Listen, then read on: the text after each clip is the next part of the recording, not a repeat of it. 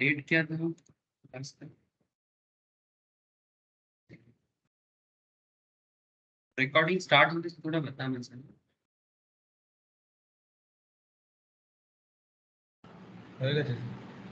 हो गया ना सर?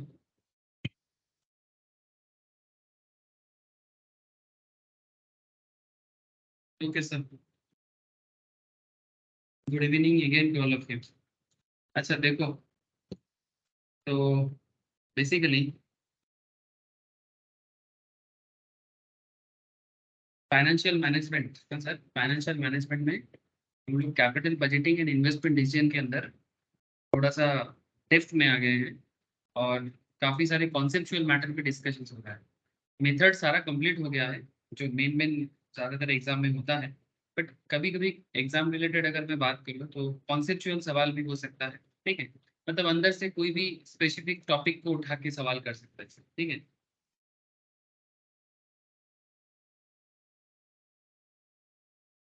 रवि को क्या हो गया?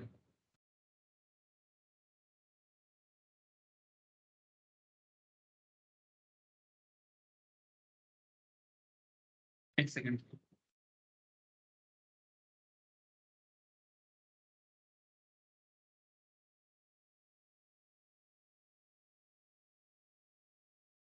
हाँ सर, जो आप बात कर रहे हैं, तो इंटरनल मतलब कभी भी किसी भी इंटरनल मैटर पे सवाल आ सकता है। जैसे अभी हम लोग जिस पॉइंट पे बात कर रहे हैं, ये लास्ट दिन मैंने एक प्रोजेक्ट उठाया था जिसमें initial flow, operating flow and terminal flow पे बात कर। आपको याद होगा कि जो प्रोजेक्ट में मैंने बात करना स्टार्ट किया था, तो बेसिकली जैसे एक डाइट कोक का एक मैंने एग्जांपल लिया था सॉफ्ट ड्रिंक में। ठीक है, या नूडल्स भी, जो भी आप समझ सकते हो सर। मैं स्क्रीन शेयर करता हूँ, और जिस पर्टिकुलर मैटर पे मैं बात कर रहा था उस पे मैं थोड़ा सा फोकस करता हूँ, क्योंकि कुछ वाइटल बातें उसमें हैं सर, जो मैंने लास्ट दिन स्टार्ट किया था तो कंप्लीट करना है। और फाइनेंशियल मैनेजमेंट में जैसे सी फैट रिलेटेड पॉइंट पे डिस्कशन जो चल रहा था, उस पर भी थोड़ा सा आपको बताना। स्क्रीन शेयर है ना सर? हेलो, स्क्रीन शेयर है आप लोगों को? है सर। ठीक है, देखो, तो बेसिकली लास्ट दिन जो प्रोजेक्ट हुआ था, इस प्रोजेक्ट में किसी का मेन कॉन्सेप्ट क्या था? ये इन्वेस्टमेंट डिसीजंस और कैपिटल बजटिंग या फिर इन्वेस्टमेंट एक्सपेंडिचर डिसीजंस। ठीक है, इसमें आपको कैप बज के अंदर मैंने लास्ट दिन जो बताया था, वो कुछ ऐसा है, वो कुछ ऐसा था कि किसी भी प्रोजेक्ट में जो कैश फ्लो होते हैं, कैश फ्लो मेनली तीन तरह का होता है। एक आपका इनिशियल फ्लो रहता है ना? फिर आपका ऑपरेटिंग फ्लो रहता है, और उसके बाद एक टर्मिनल फ्लो रहता है। अगर आपको याद है, याद होना चाहिए सर, क्योंकि मैंने एक क्वेश्चन करवाया था।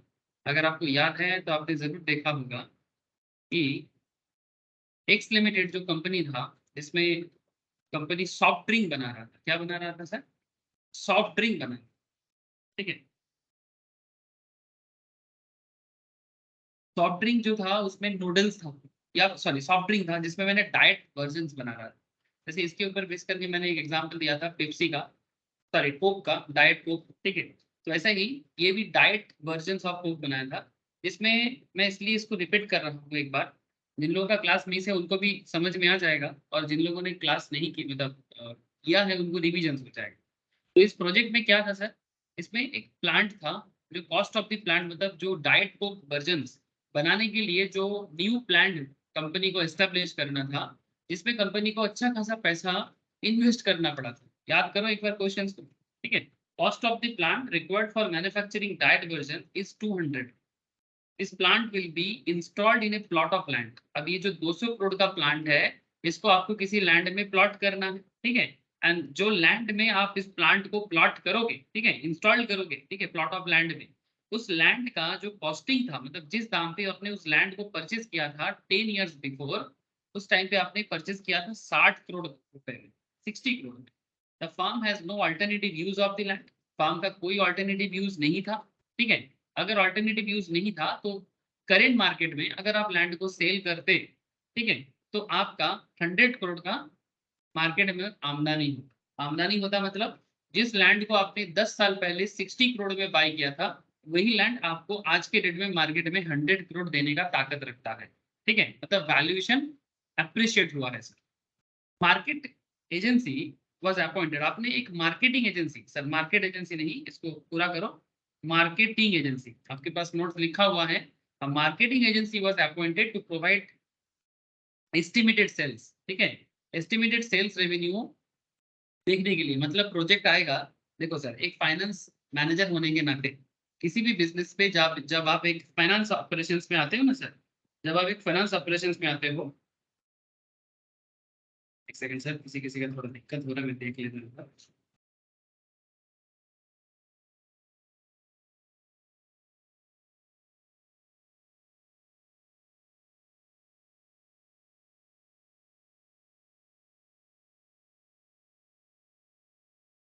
तो जब आप एज ए फाइनेंस ऑफिसर, ठीक है, एज ए फाइनेंस ऑफिसर हो या एज ए फाइनेंस मैनेजर हो, जब आप कंपनी में काम करते हो, तो आपके ऊपर बहुत सारे रिस्पॉन्सिबिलिटीज होते हैं कि प्रोजेक्ट लाना है कि नहीं लाना है। ठीक है, एनालिटिकल काम है सर।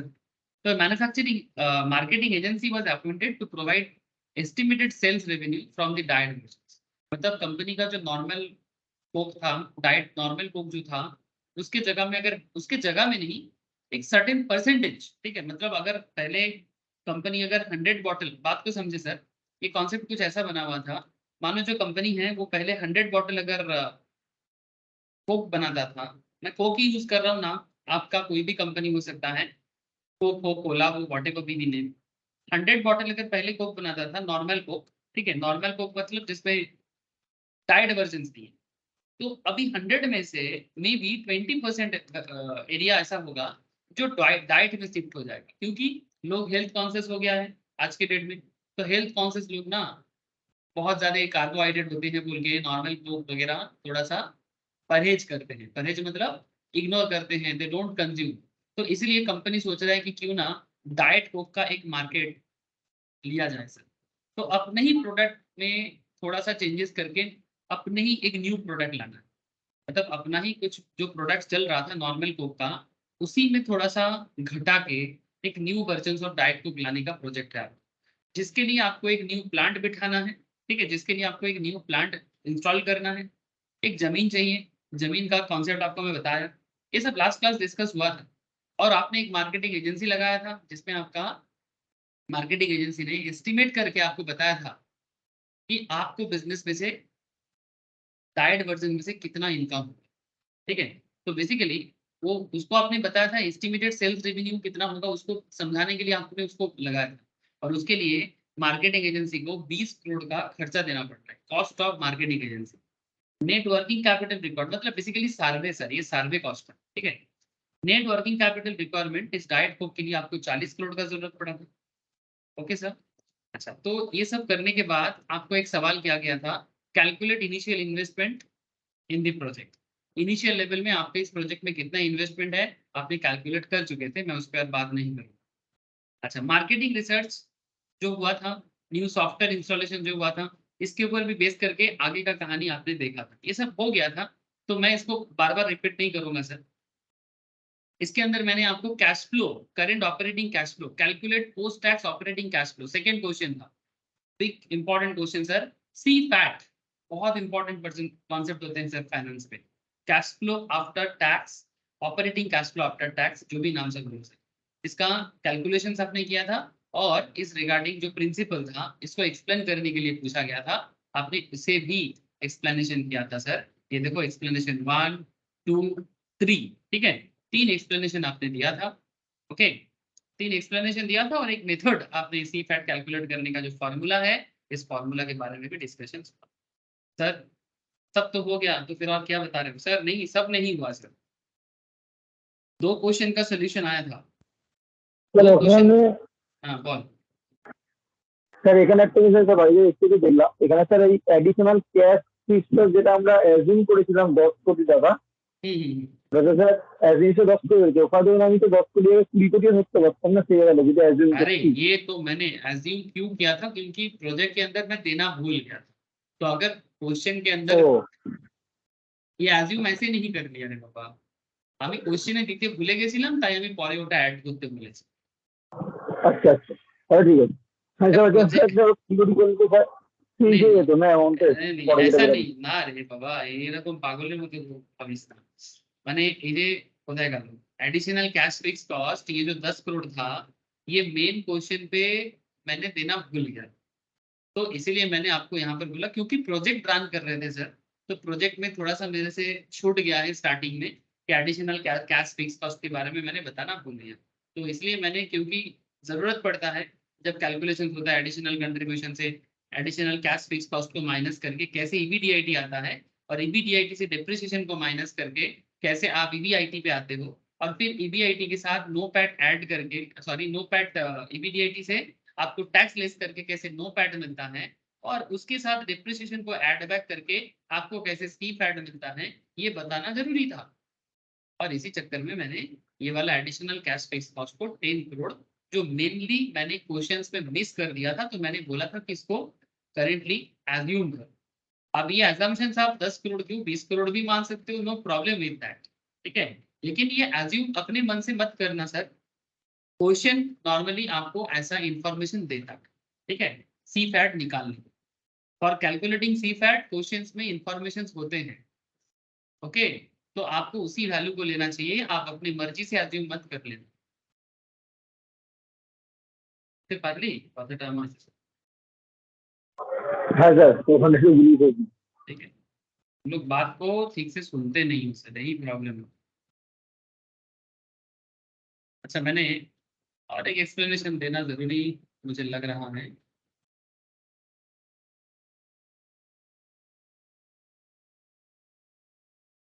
जिन लोगों का लास्ट क्लास मिस है ना, मैं उनको बार बार रिक्वेस्ट करूंगा सर, एक बार जरूर, अगर किसी का भी लास्ट क्लास की उससे पहले का भी क्लास मिस है, प्लीज एक बार गो थ्रू करो, क्योंकि मैंने ऐसा कोई पॉइंट नहीं है जो कैपिटल बजटिंग एंड इन्वेस्टमेंटेशन पे बोलना नहीं है, मैं नहीं बोला, मैं हर पॉइंट डिस्कस किया, ठीक है, हर पॉइंट को मैंने एक कंसेप्चुअलाइज करने का पूरा कोशिश किया sir, along with different examples and questions, और भी क्वेश्चंस मैं प्रैक्टिस के लिए आपको शेयर करूंगा, ठीक है, पहले एक बार मैं कंप्लीट कर देता हूँ, और शायद एक क्लास में भी लग सकता है कैम्पस पे, उसके बाद कैंपस खत्म हो जाएगा, फिर हम लोग दूसरे टॉपिक में जाएंगे।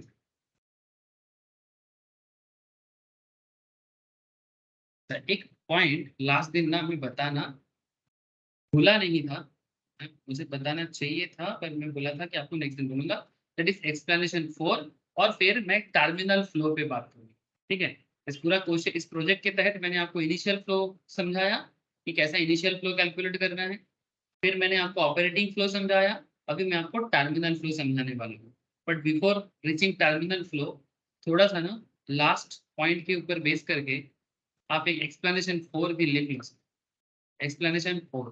अच्छा, जिनको ये समझ में नहीं आ रहा है लास्ट दिन का क्वेश्चन, या तो उसने क्लास मिस किया है, ठीक है, या तो बैकअप नहीं लिया है, कुछ तो कारण होगा सर, उनको थोड़ा सा दिक्कत बनेगा सर, क्योंकि ये एक्सप्लेनेशन 4 पे स्पेशली, फिर भी मैं कोशिश कर रहा हूँ कि आप लोग कनेक्टेड हो जाओ, ठीक है, तो जैसे मैं यहाँ पर एक थोड़ा सा आपको बता दे रहा हूँ सर, एक सेकंड रुक जाओ, मैं बता देता हूँ, देखो, क्वेश्चन 1 में आपको कॉस्ट ऑफ प्लांट मिला था 200 करोड़ का, सर कहाँ से मिला था मुझे 200 करोड़, क्योंकि starting of the concept question के स्टार्टिंग में ही बोला गया था सर 200 करोड़ का प्लांट आप इंस्टॉल करने वाले, तो आपको सवाल किया गया था, क्वेश्चन क्या था, calculate initial investment in the project, तो आपने कॉस्ट ऑफ प्लांट चूज किया था 200 करोड़ का, आपने उसको कोट किया, फिर अपॉर्चुनिटी कॉस्ट ऑफ लैंड, मतलब अगर आप जमीन को मार्केट में सेल करते हैं तो 100 करोड़ का आपको मिलता, तो ये कॉस्ट को भी आपको क्या करना चाहिए, इस कॉस्ट को भी आपको मानना चाहिए, तो 200 करोड़ का कॉस्ट ऑफ प्लांट है, opportunity cost of land 100 crore का है, and net working capital 40 crore का है। Sir net working capital 40 crore कहाँ से मिला था, सर ये मैंने क्वेश्चन पे दिया था कि बिजनेस को करने के लिए, डाइट कोक का प्लांट को लगाने के लिए, डाइट कोक के लिए जो प्लांट बिठाना है ना कंपनी में, उसके लिए 40 करोड़ का खर्चा पड़ेगा, ये मैंने गिवन था, ये गिवन किया था मैंने, तो ओवरऑल आपका इनिशियल इन्वेस्टमेंट कितना बना था 340 करोड़ का। इसमें नॉर्मली स्टूडेंट जो मिस्टेक कर बैठते हैं, वो मिस्टेक क्या होता है, वो अपॉर्चुनिटी कॉस्ट ऑफ लैंड को समझ नहीं पाते। सर अपॉर्चुनिटी कॉस्ट को इसलिए लेना पड़ेगा कि अगर आप जमीन को, अगर आप उस पर्टिकुलर लैंड पे कोक का प्लांट ना लगा के अगर आप उसको मार्केट में बेच देते तो आपको 100 करोड़ मिलता ना, तो ये 100 करोड़ का अपॉर्चुनिटी मिस करके आप प्लांट लगा रहे हो, तो ये आपका कॉस्टिंग का पार्ट बनना चाहिए। इसीलिए इसको अपॉर्चुनिटी कॉस्ट ऑफ लैंड बोलते हैं और इनिशियल इन्वेस्टमेंट में इसको मानना चाहिए। ये लॉजिकल कॉन्सेप्ट है, ये एकदम लॉजिकल कॉन्सेप्ट है। बात समझ में आ रहा है ना सर? अच्छा, सम कॉस्ट को मैंने इग्नोर करने बोला था sir. What is sunk cost? बहुत इंपॉर्टेंट थ्योरेटिकल क्वेश्चन है। सम कॉस्ट क्या होता है सर? जो 60 करोड़ का जमीन आपने परचेज किया था और 20 करोड़ का जो मार्केटिंग के एजेंसी में आपने सर्वे का कॉस्ट किया था, ये आपका सम कॉस्ट है। ठीक है, सम कॉस्ट का मतलब क्या होता है? An investment already incurred that can't be recovered. जो इन्वेस्टमेंट आपने पहले ही कर दिया, जिसको रिकवर करना पॉसिबल नहीं है। ठीक है, दैट कांट बी रिकवर्ड।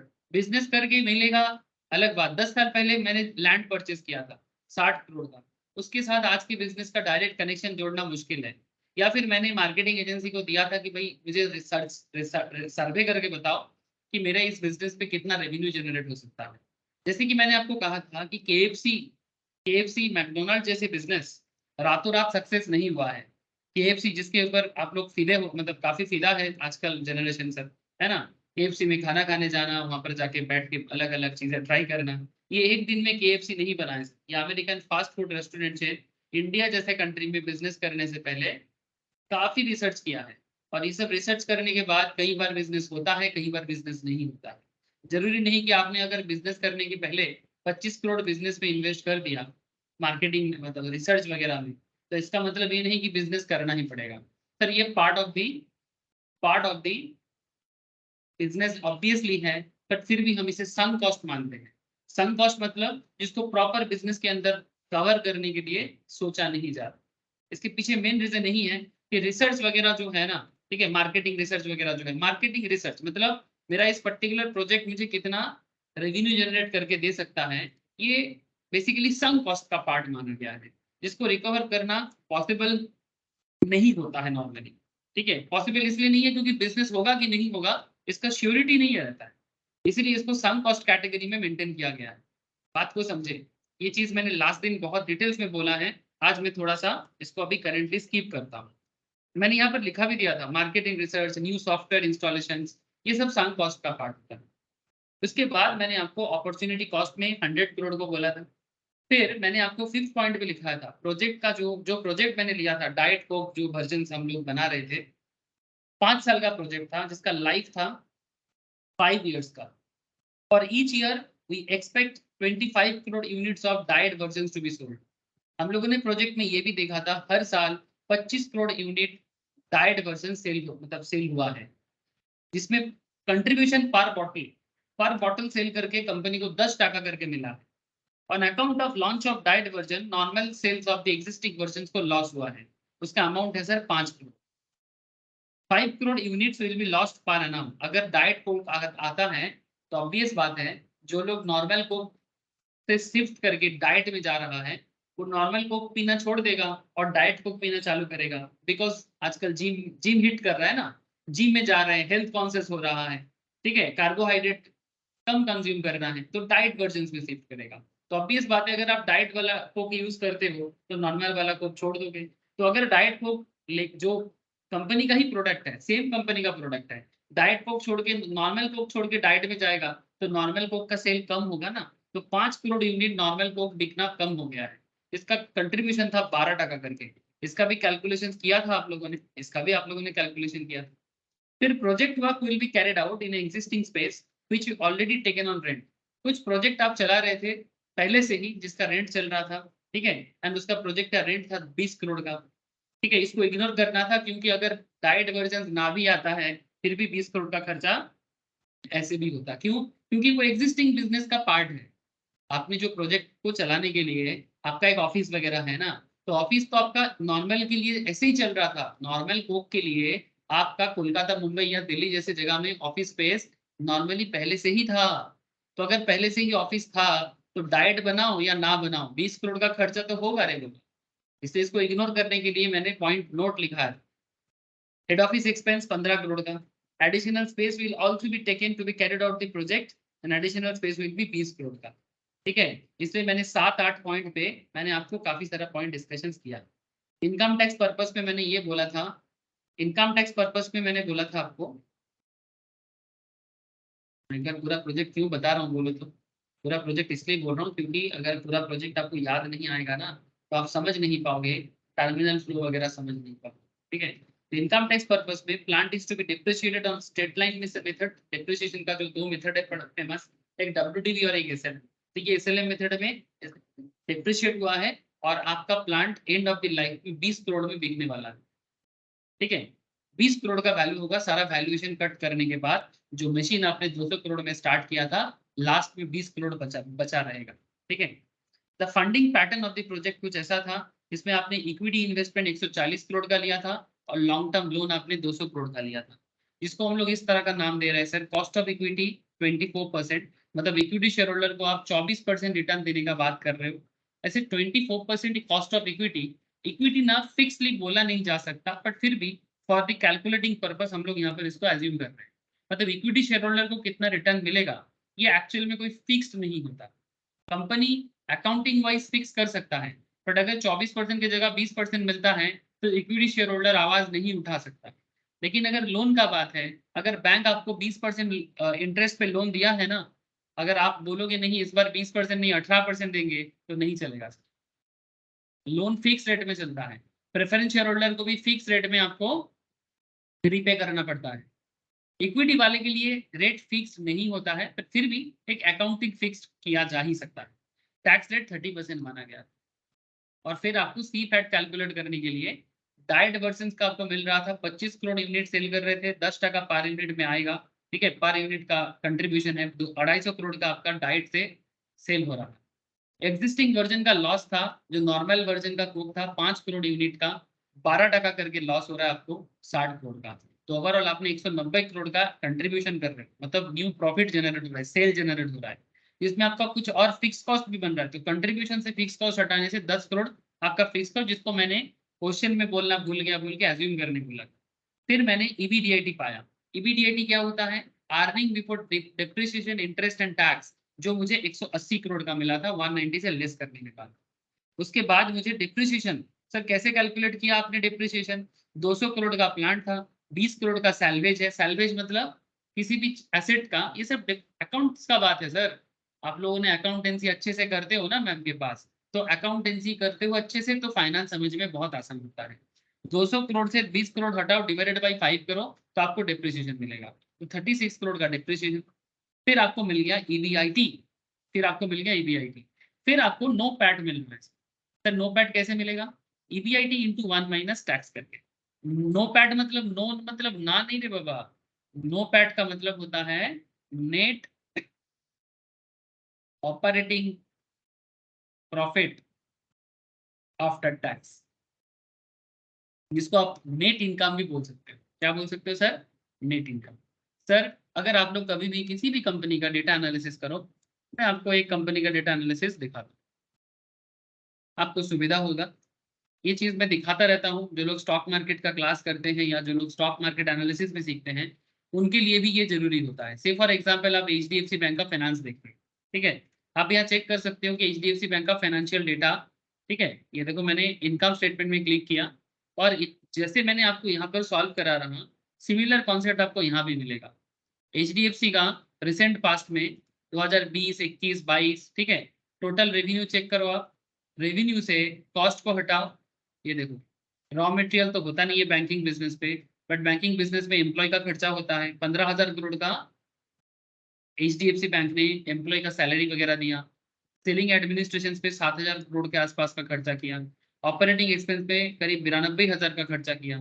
फिर जाके HDFC को EBITDA मतलब earning before interest tax depreciation and amortisation का प्रॉफिट आया, मतलब इसमें डिप्रिसिएशन एंड अमोर्टाइजेशन इंक्लूडेड है। तब जाके HDFC का 52,000 करोड़ का प्रॉफिट मिल रहा है। फिर इस प्रॉफिट से HDFC क्या करेगा? इस प्रॉफिट से डिप्रिसिएशन को माइनस करेगा। EBITD, अच्छा सर ए क्या होता है? सर ए फॉर एमोर्टाइजेशन में हर क्लास में बोलता हूँ। फिक्स्ड एसेट्स का एमोर्टाइजेशन होता है और इंटेंजिबल्स का, सॉरी फिक्स्ड एसेट्स का डिप्रिसिएशन होता है, इंटेंजिबल्स का एमोर्टाइजेशन होता है। सर इंटेंजिबल मतलब? सर इंटेंजिबल मतलब गुडविल, पेटेंट, कॉपीराइट टाइप का जो एसेट्स होते हैं ना, ये सब चीजों का एमोर्टाइजेशन होता है, मतलब वो भी डिप्रिशिएट होता है, उसका भी वैल्यू गिर सकता है। ठीक जैसे नोकिया का गुडविल 2005 का गुडविल और 2022 का गुडविल, 23 का गुडविल, फर्क है ना sir. Ambassador car 1980s 1990s में क्या गुडविल था, आज के डेट में एम्बेसडर का गुडविल का क्या हालत रहा।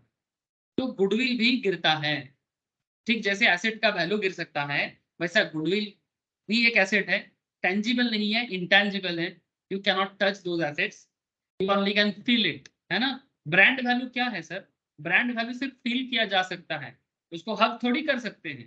क्या हाँ मेरा ब्रांड वैल्यू, हाँ, उसको प्यार का झप्पी थोड़ी दे सकते हैं हम लोग, टच नहीं कर सकते, उसको सिर्फ फील कर सकते हैं। We only can feel it कि भाई मेरे बिजनेस का गुडविल है, मेरे प्रोडक्ट का गुडविल है। सर गुडविल गिरता भी है ना, गुडविल बढ़ता भी है, गुडविल गिरता भी है। लेकिन जब गुडविल गिरेगा तो उसे अमोटाइज किया जाएगा। ठीक है, जब कॉपीराइट का वैल्यू गिरेगा तो उसे अमोटाइज किया जाएगा। बात समझ रहे हैं सर। जैसे मानो Sholay movie all time hit movie में से, शोले पिक्चर है बाबा, ठाकुर तेरा हाथ मुझे दे दे ठाकुर, है ना, आप लोग बहुत ज्यादा जानते हो। बसंती इन डैश के सामने मत नाचना, ऐसे बहुत सारी चीजें बोला है ना। तो बहुत फेमस फेमस है, शोले मूवी बहुत ज्यादा चला है। डीडीएलजी, हाँ सर, दिल वाले दुल्हनिया ले जाएंगे, डीडीएलजी जी, ठीक है। ये सब मूवी बहुत चला है हॉल में। तो लेकिन जिस टाइम पे ये सब मूवी बना था, उस टाइम पे इसका गुडविल मतलब कॉपीराइट वैल्यू, और आज के डेट में इसका कॉपीराइट वैल्यू सेम रहेगा क्या? हेलो, आज भी हॉल में चलता है बहुत सारे जगह में। लेकिन शोले मूवी जब बना था उस टाइम का जो उसका मूवी का जो कॉपीराइट वैल्यू है, आज भी क्या कॉपीराइट मूवी से वैल्यू सेम रहेगा या कम हुआ होगा? Please tell me. I hope you understand sir. आप लोगों को बात समझ में आ रहा है ना? ये ए स्टैंड्स फॉर व्हाट? কি রে বোঝা যাচ্ছে কি যাচ্ছে না?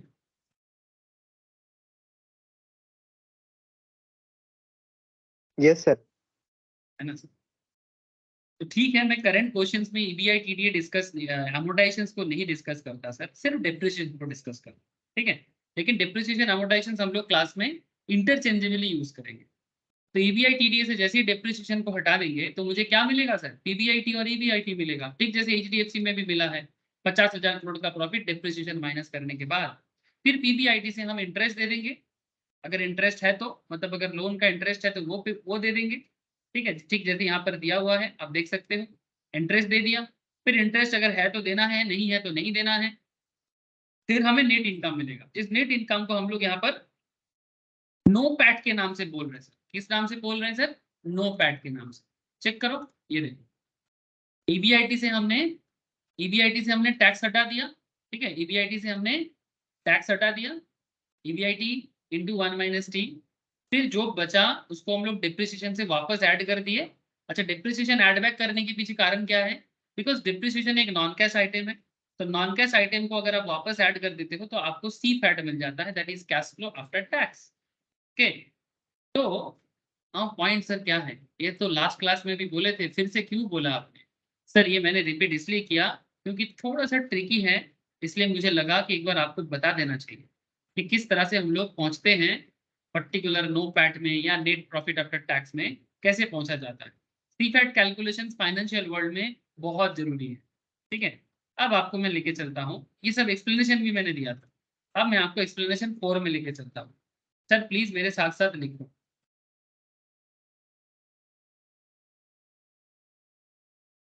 लिखिए सर लिखिए।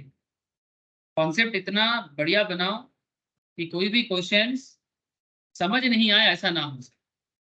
Exclusion of financing cost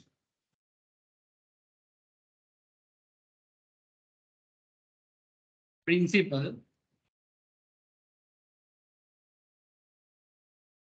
bracket में लिख दो, conceptually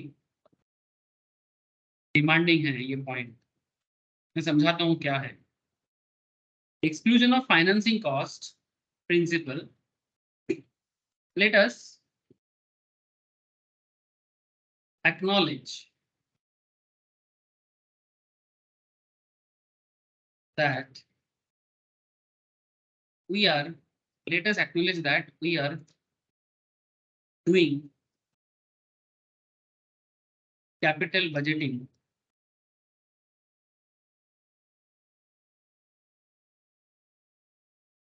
from long term. We are doing capital budgeting from long term fund point of view. Long term fund point of view. Therefore, initial investment was taken as 340 crore. ये मैंने पहले ही calculate कर चुका sir. 340 crore, इसमें से अगर आप plant का वैल्यू 200 करोड़ हटा दो तो नेट करके हो जाता है 140 करोड़। ठीक है, ये मैंने आपको स्टार्टिंग में भी पढ़ा है ना।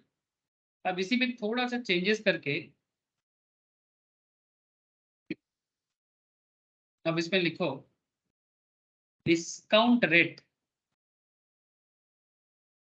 That is required rate of return, required rate of return from the project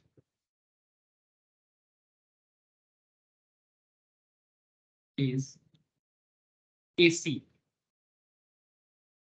KC means cost of capital. ठीक है, required rate of return from the project is KC. Thus, अच्छा यहाँ पर आप ऐसे भी लिख सकते हो नेट KE। मैं बताता हूँ क्या KE कितना बोला है क्वेश्चन में, याद करो जरा। कॉस्ट ऑफ इक्विटी कितना था? तो था नील। एनीवन प्लीज बताओ, कोई भी बता सकते हो। संभव कॉस्ट ऑफ इक्विटी कितना था? क्वेश्चन आपको कॉस्ट ऑफ इक्विटी बारे में क्या बोला था? 84%। हाँ सर, 24%। ओके, और कॉस्ट ऑफ लोन मतलब डेब्ट, कॉस्ट ऑफ डेब्ट कितना है? 20%। याद रखो, है ना सर। 20% लोन का कॉस्ट है और 24% इक्विटी का कॉस्ट है। अब यहाँ से आपको केसी निकालना पड़ेगा। ये कॉन्सेप्ट डिटेल्स में चर्चा होता है कॉस्ट ऑफ कैपिटल में, बट यहाँ पर आपको मैं इसको जरूरत है इसीलिए सिखाना पड़ेगा सर। तो कॉस्ट ऑफ इक्विटी 24% है, ठीक है सर। इसमें आपको और केडी कितना है sir? KD equals to 20%, but post tax KD कितना हो? कॉन्सेप्ट बहुत जरूरी है सर। ये मैं कॉस्ट ऑफ कैपिटल में डिटेल्स में समझाता हूँ, पर यहाँ पर भी जरूरत है तो मैं फिर से समझा देता हूँ। लुक एट सर, केडी का परसेंटेज दिया है 20% सर। केडी मतलब डेब्ट, डी फॉर डेब्ट सर, कॉस्ट ऑफ डेब्ट। डेब्ट मतलब लोन को बोलते हैं डेब्ट। जिनको डेब्ट का मतलब समझ में नहीं आ रहा है उसको ये बता दूं कि लोन होता है। कंपनी ने अपना पैसा जो जुगाड़ किया, कंपनी ने अपना जो पैसा जुगाड़ किया, दो वे से जुगाड़ किया। There are basically two method of capital जुगाड़ करना। जुगाड़ का ही इंग्लिश है फाइनेंस, जुगाड़ लगाने का इंग्लिश है फाइनेंस। सिंपल बात है सर। हम लोग बोलते हैं ना देसी जुगाड़। जुगाड़ क्या होता है? आपको जरूरत का पैसा चाहिए अपने बिजनेस के लिए। जैसे इनको भी अपने बिजनेस के लिए 140 करोड़ का इक्विटी और लॉन्ग टर्म लोन 200 करोड़ का जरूरत पड़ा, जिसके लिए 20% रेट में लोन लिया और 24% रेट में इक्विटी से फाइनेंस किया। ठीक है, अब बात को समझिए। तो आपने यहाँ पर 24% कॉस्ट ऑफ इक्विटी और केडी रेट दे के रखा था, लेकिन मैं आपको यहाँ पर एक स्पेशल चीज करने बोल रहा हूँ। क्या है? पोस्ट टैक्स केडी निकालो। सर ये क्या है अचानक से? 15%। कितना होगा? 14, 20 इंटू 1 माइनस 0.7। चौथा, प्लीज एक्सप्लेन क्यों मैंने पोस्ट टैक्स केडी कैलकुलेट किया। স্যার ইকুইটিটা ট্যাক্সের পরে হয় আর ডেটটা ট্যাক্সের আগে হয়, তাই দুটোকে এক জায়গায় নিয়ে আসা হলো। Thank you sir, thank you. ऐसा कॉन्सेप्ट बिल्डअप होना चाहिए sir. Equity post tax item है, पोस्ट टैक्स आइटम है इक्विटी। जिनको समझ नहीं आ रहा है प्लीज बात को समझा करो। इक्विटी टैक्स देने के बाद का आइटम है और डेब्ट टैक्स देने का पहले का आइटम है। तो दोनों आइटम एक साथ कैसे कैलकुलेट करेंगे? एक टैक्स से पहले एक टैक्स से आगे। हाँ, मतलब एक इक्विटी टैक्स देने के बाद दिया जाता है। इक्विटी का जो कॉस्ट है वो टैक्स के बाद आता है, डेब्ट का जो कॉस्ट है वो टैक्स से पहले आता है। तो ये दोनों कैसे कॉस्ट ऑफ कैपिटल को कंबाइन करेगा? इसलिए केडी को भी पोस्ट टैक्स कर लेना चाहिए। जिसे अभी भी समझ में नहीं आ रहा है, चलो मैं आपको फिर से HDFC में लेके आ गया। ध्यान से देखना सर, ध्यान से देखना, ध्यान भटका दुर्घटना घटा, क्योंकि कंसंट्रेशन बहुत बड़ी चीज है। कंसंट्रेशन नहीं रखोगे ना, हमेशा दिमाग में सिली सिली क्वेश्चन अराइज करेगा। तो सिली सिली क्वेश्चन से बचने के लिए कंसंट्रेशन सर्वोपरि है। ध्यान से देखें, ये जो HDFC कोई भी उठा सकते हो सर आप, जो भी कंपनी बोलो मतलब सेम है, मतलब हर केस में सेम है, डजेंट मैटर कि कौन सा कंपनी का हिसाब लगा रहे हो आप। Look at sir,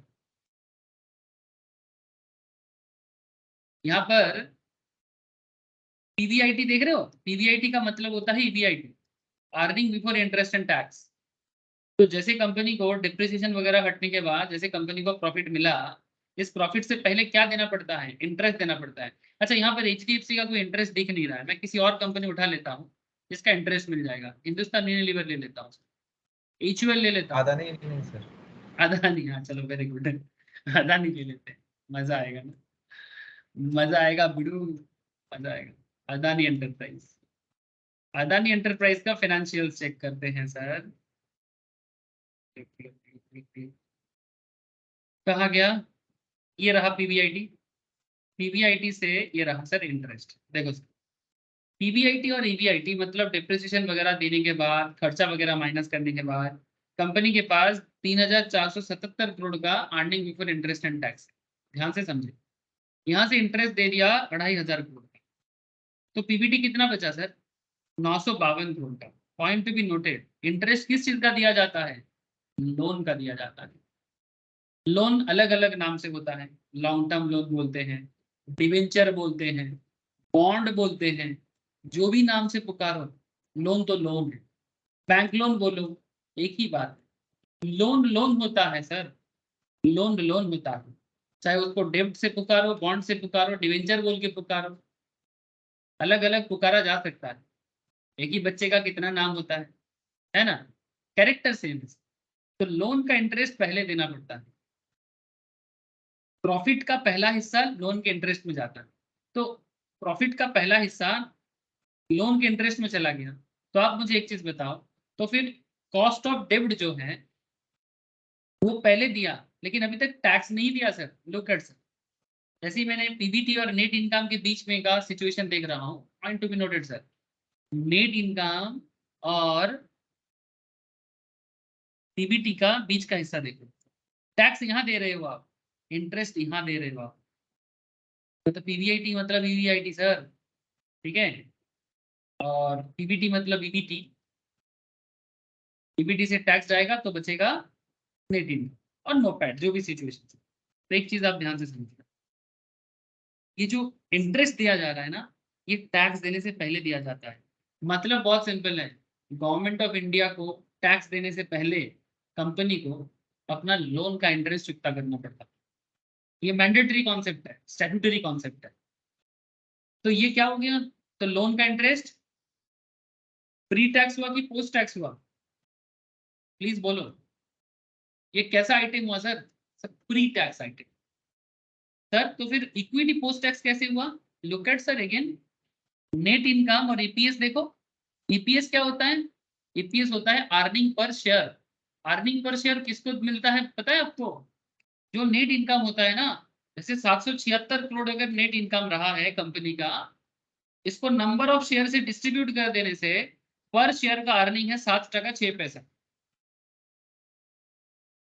number of share में डिस्ट्रीब्यूट कर दो, जितना नंबर ऑफ शेयर कंपनी का मार्केट में है उतना नंबर ऑफ शेयर से 776 करोड़ को डिस्ट्रीब्यूट करोगे, तो पर शेयर होल्डर को, पर शेयर को एक्चुअली 7 टका 6 पैसा मिलता है। तो ये ईपीएस किसको मिला है बोलो तो, ये इक्विटी को मिला है।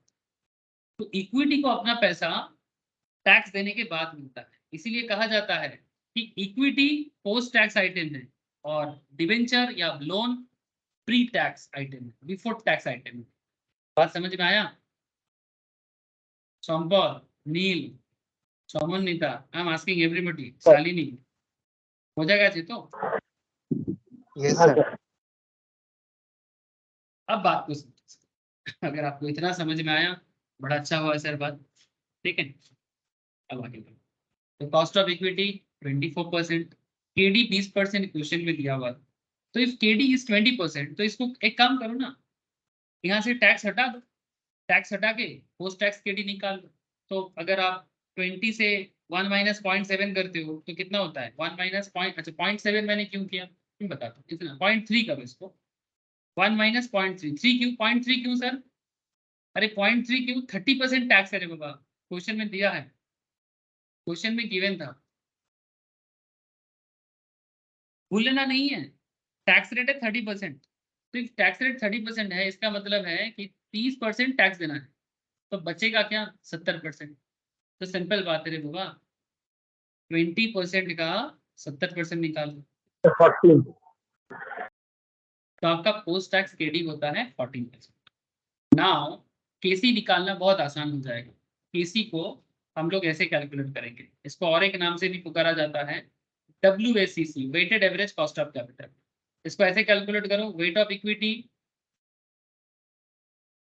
इंटू कॉस्ट ऑफ इक्विटी, ठीक है, weight of equity into cost of equity plus weight of डेब्ट इंटू कॉस्ट ऑफ डेब्ट।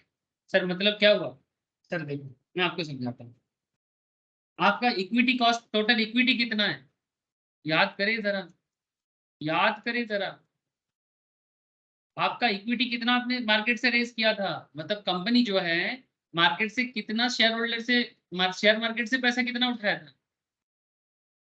140, मतलब लोगों को शेयर, ये शेयर इशू करके मिला था, ये शेयर इशू करके मिला था, शेयर इशू मतलब जैसे आप लोग आजकल आप लोग शार्क टैंक देखते हो, हाँ, शार्क टैंक में कितना अच्छे से समझाया जाता है कि मैं इतना स्टेक के लिए आ रहा हूँ, हाँ, तो फिर वो लोग अपने बीच में बार्गेन करता रहता है कि 5% के लिए, कोई बोलता है 10 लाख, कोई बोलता है 50 लाख, कोई बोलता है 1 करोड़, फंडिंग के लिए आते हैं, तो वो जो फंडिंग वाला बात है वो इक्विटी वाला बात है, और कुछ बोलते हैं लोन के लिए कि इतना लोन प्रोवाइड करूंगा, डिवेंचर दूंगा, मतलब लोन है 200 करोड़ का। अब 140 और 200 का प्रोपोर्शनेट निकाल लो, रेशियो कर दो इसको, तो आपको वेट ऑफ डेब्ट और वेट ऑफ इक्विटी मिल जाएगा। टोटल 340 करोड़ का कैपिटल है आपका, टोटल 340 करोड़ का कैपिटल है, तो आउट ऑफ 340 करोड़ इक्विटी का वेट कितना है 140 का, ठीक है, कॉस्ट कितना है 24 का, 24%, आउट ऑफ 340 करोड़ डेब्ट कितना है 200 का, वेट ऑफ कॉस्ट ऑफ डेब्ट कितना है 14%।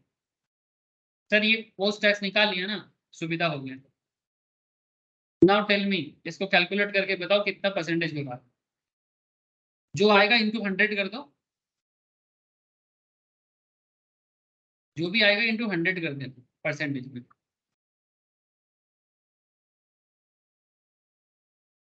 কত परसेंट হচ্ছে, कोई तो मुझे बताओ सर।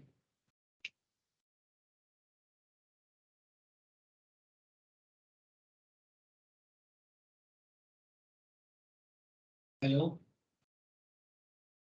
কিরে কত পার্সেন্ট হচ্ছে,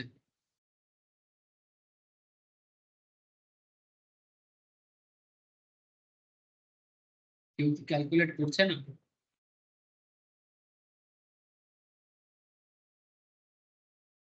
নীল, কথা, সম্পদ, শালিনী, স্যার 18, 11, 18, 11, হ্যাঁ 11। 1811 এটা 100 আছে কি, এটা স্যার ইন্টু 100%, मतलब 100% কনভার্ট করে, আচ্ছা 100টা ছেড়ে, 100টা তোদের কনফিউশন করছে, তো 100টা ছেড়ে যা আসবে পার্সেন্টেজে বলবি, মানে অ্যাকচুয়ালি বাই স্যার ডিফল্ট এটা 18 পার্সেন্ট, আছে, কত 18.12 11। হবে, দেখ হ্যাঁ মানে স্যার পরে ডিজিট বেশি আছে 1 2 করতে হবে। 0.1, तो ये बेसिकली क्या निकला बोलो तो ये केसी निकला है, कॉस्ट ऑफ कैपिटल, मतलब इसका सिंपल मतलब होता है कंपनी ने जो मार्केट से पैसा रेस करने का, फाइनेंस करने का बात किया ना, डाइट कोक के लिए टोटल 340 करोड़ का जरूरत था, 340 करोड़ का जरूरत पूरा करने के लिए 140 करोड़ इक्विटी शेयर होल्डर से लेना चाहा और 200 करोड़ लोन से लेना चाहा। इस 340 करोड़ को मार्केट से रेस करने का कॉस्ट पड़ रहा है, एवरेज कॉस्ट पड़ रहा है 18% अप्रॉक्स। क्लियर? 18% अप्रोक्स कॉस्ट पड़ रहा है 18.12 क्लियर है बात? बाधा ব্যাপারটা বোঝা গেছে? Neel please tell me sir. Sir এটা তো বিজনেসের উপরে, যখন প্রজেক্টটা রিফান্ড হবে সেখানে এটার উপরে রিটার্ন থাকতে হবে, তবেই বিজনেস হেলদি থাকবে। Exactly that is the purpose, ये केसी कैलकुलेट करने का यही पर्पस है, इसीलिए मैंने इसको डिस्काउंट रेट बोला। ठीक है, इसीलिए मैंने इसको डिस्काउंट रेट बोला। ये जो अमाउंट है, ये अमाउंट बिजनेस को कम से कम मार्केट से रेज करना ही पड़ेगा।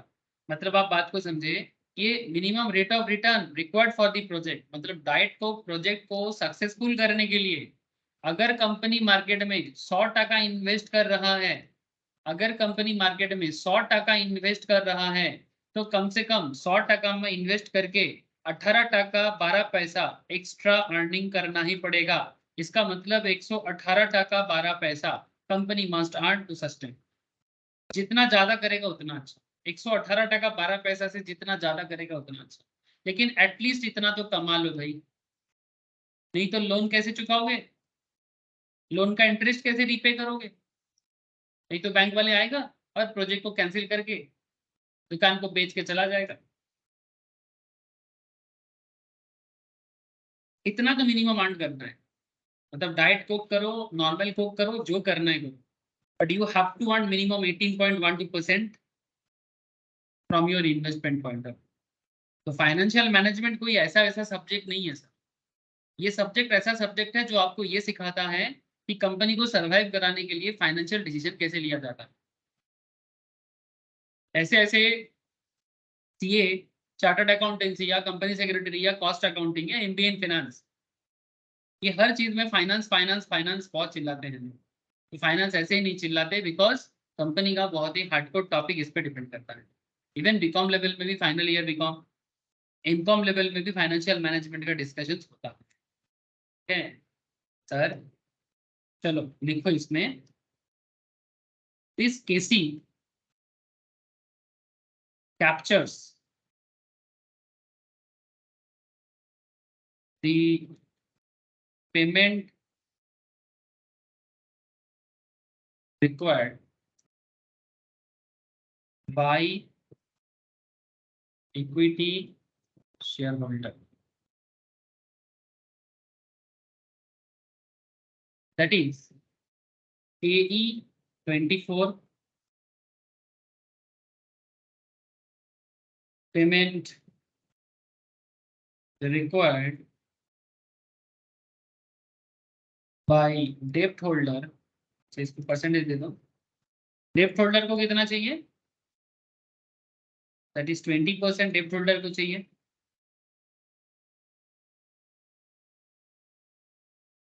And interest tax shield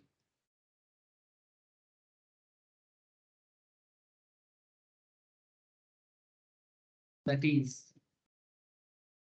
30% of 20, है ना, मतलब 6 टका। 30% ऑफ 20 कितना हो जाएगा, 6%। मतलब इतना इंटरेस्ट के लिए आपको टैक्स शील्ड जनरेट होता है, इसीलिए 20 से 6 माइनस करके 14 आया था। अब इसमें भी एक स्पेशल कॉन्सेप्ट आ गया सर। सर आप लोग अकाउंटेंसी में सर इंटरेस्ट हमेशा टैक्स शील्ड जनरेट करता है, बहुत पॉपुलर टॉपिक है, तो वीवीआईपी कॉन्सेप्ट सर। बिजनेस में लोन रहने से बिजनेस में टैक्स में बचत होता है। हाउ? कोई भी profit and loss account draw करो, एक मनगढ़ंत अकाउंट मैं आपको एज्यूम करके बताता हूँ। अगर आपके बिजनेस में लोन होता है तो कैसे इंटरेस्ट टैक्स शील्ड जनरेट होता है। इस साइड में आप रेवेन्यू दिखाओ, सेल्स, से फॉर एग्जांपल आपने 100 करोड़ का रेवेन्यू कमाया, इधर आप बिजनेस करने के लिए अलग अलग एक्सपेंस कर रहे हो, मे भी 50 करोड़ का एक्सपेंस हुआ, ठीक है, कुछ आपका इंटरेस्ट एक्सपेंस भी है। अब इंटरेस्ट ऑन लोन जो है वो आपको पीएल में आप क्या करते हो, इंटरेस्ट ऑन लोन आपका खर्चा है ना, तो इंटरेस्ट ऑन लोन आप मानो 10 करोड़ का है,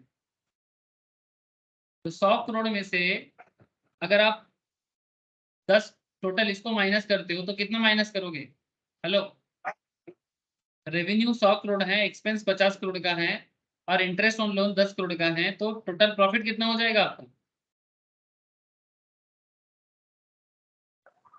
सर 40 करोड़। 40 करोड़।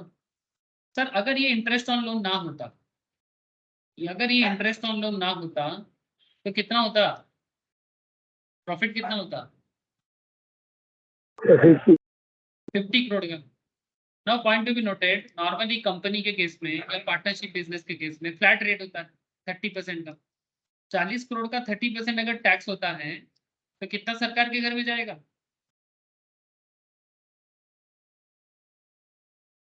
बोलो। 40 करोड़ का 30% टैक्स अगर होगा तो कितना सरकार के घर में जाएगा? 12 करोड़। Well, अगर अगर ये इंटरेस्ट ऑन लोन ना होता तो गवर्नमेंट को कितना दिखाते, मतलब कितना टैक्स देना पड़ता? 15। तो क्या समझ में आ रहा है? 10 करोड़ लोन का इंटरेस्ट लेने के लिए आपको 3 करोड़ का क्या होगा, टैक्स सेव होगा।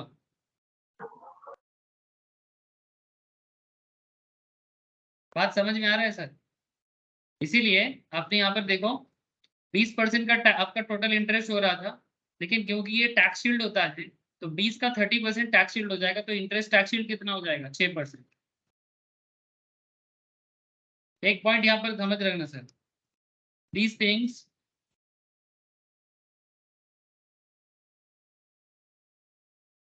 ये 6% के बाद लिखो, ये तो मैंने बस एक नोट दिखाया। These things should not be adjusted in projected cash flows.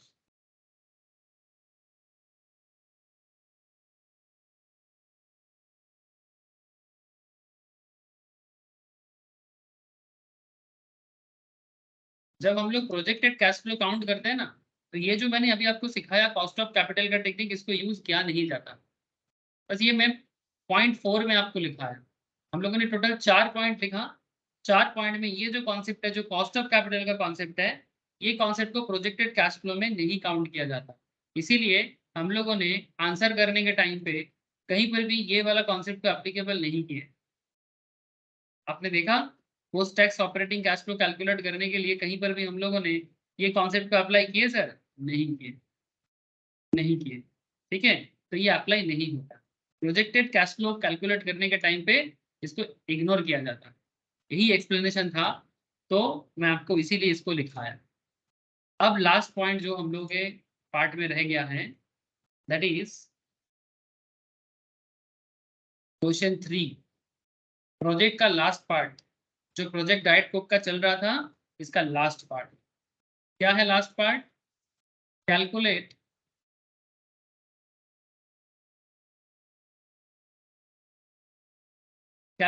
Terminal flow sir, terminal.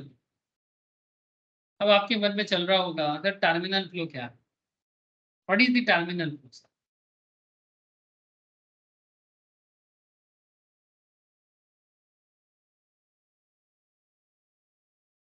Value of land, मान लेते हैं, एज्यूम कर लेते हैं currently at the end of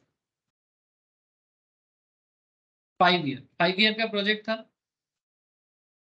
5 year project के बाद आपका लैंड का जो वैल्यू है, मतलब टर्मिनल फ्लो है, वैल्यू ऑफ लैंड जो है, मान लेते हैं सर 100 करोड़ का। Value of land at the end of 5 years is 100 crore.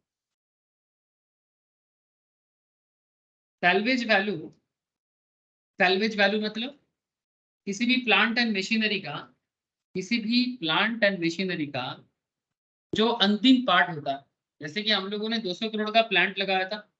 200 crore का प्लांट जो है सर, वो 5 साल चलने के बाद उसका वैल्यू का जो जो वैल्यू पड़ा रहेगा, स्क्रैप वैल्यू भी बोल सकते हैं आप। क्वेश्चन बता रहा है कि 20 करोड़ का है। Recovery of net working capital, assume कर रहा हूं यहाँ पर 40। टर्मिनल फ्लो कितना रहेगा आपका, मतलब वर्किंग कैपिटल रिकवर हुआ मार्केट से, एज्यूम कर लिए 40 करोड़। तो लैंड का value 100, salvage value 20, net working capital recover हो रहा है मार्केट से 40। ठीक है, तो आपका टर्मिनल फ्लो कितना है कैश का, कितना टर्मिनल फ्लो हो रहा है 120 और 40 कितना है 160 करोड़ का, 160 करोड़ का। अब आपको बात को समझना पड़ेगा। तो ये है आपका टर्मिनल फ्लो। 5 साल बाद जमीन का वैल्यू बढ़ा नहीं है, ऐसा मान लिए 100 करोड़ ही रह गए। रियल लाइफ में बढ़ सकता है, बट हम लोगों ने माना कि जमीन का वैल्यू वही है। Salvage value of the plant 20 crore का है और नेट वर्किंग कैपिटल जितना आपने लगाया था वो मार्केट से वापस आ गया, रिकवरी कर लिया, तो 160 crore is your terminal flow. Sir ये क्वेश्चन 3 था। सर और एक क्वेश्चन यहाँ पर ऐड कर सकते हैं हम लोग, calculate project NPV and give your advice.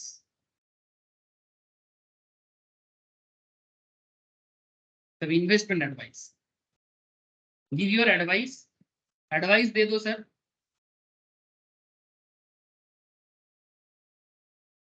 Advice दे दो कि प्रोजेक्ट में इन्वेस्ट करना चाहिए कि नहीं चाहिए। इसके लिए क्या कैलकुलेट करना पड़ेगा, एनपीवी कैलकुलेट करना पड़ेगा। कर लोगे कैलकुलेट एनपीवी? चौथा बॉल कंपाउंड नील प्रोजेक्ट एनपीवी कैलकुलेट करके बताओ क्या कैलकुलेशन होगा।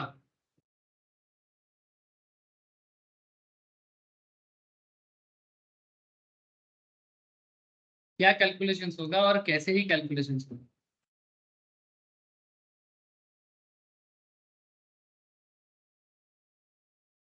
अच्छा सीफेट कितना आया था, कैश फ्लो आफ्टर टैक्स कितना आया था प्रोजेक्ट में? ये देखो एक मेथड यूज किए थे फॉर्मूला 136.8 का, और ऐसे भी हम लोग पहले भी कैलकुलेट किए थे यहाँ पर 136.8 करोड़ का, याद है ना sir?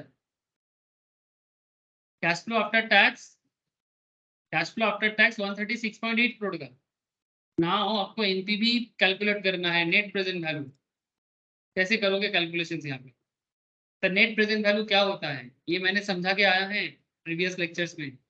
If anyone by chance miss it please go through करो। कैपिटल बजटिंग का सबसे पॉपुलर टेक्निक है सर, इसको ऐसे करो सर, इस तरह से करो समझ जाओगे। ये भी एक तरीका होता है, कॉस्ट ऑफ कैपिटल का तरीका है, बहुत ही उम्दा तरीका है, टाइम वैल्यू ऑफ मनी का, basically time value of money तरीका है। 136.8 मैंने बहुत सभी को शेयर करके रखा है टाइम वैल्यू ऑफ मनी। मैं आशा करता हूँ कि आप लोगों ने टाइम वैल्यू ऑफ मनी कर लिया, स्पेशली एनुइटी पार्ट तक तो हो ही गया हो। और चीज तो संभव शालिनी सभी को पूछ रहा हूँ, टाइम वैल्यू ऑफ मनी किया आप लोगों ने? No sir. No sir. बस अगर टाइम वैल्यू ऑफ मनी नहीं करोगे तो फाइनेंस पे बैम्बू खाओगे। माना सर करो। नहीं नहीं आप तो करते करते मतलब वो बोलते हैं ना उम्र बीत जाएगा सर, मैं भी बूढ़ा हो जाऊंगा और आप लोग भी थोड़ा और बड़े हो जाओगे। माना सर 136 इस हफ्ते भी करूंगा। 136.8 इंटू PBAF, ठीक है, और 18.12 मतलब 18.12, ये क्या बना था बोले तो?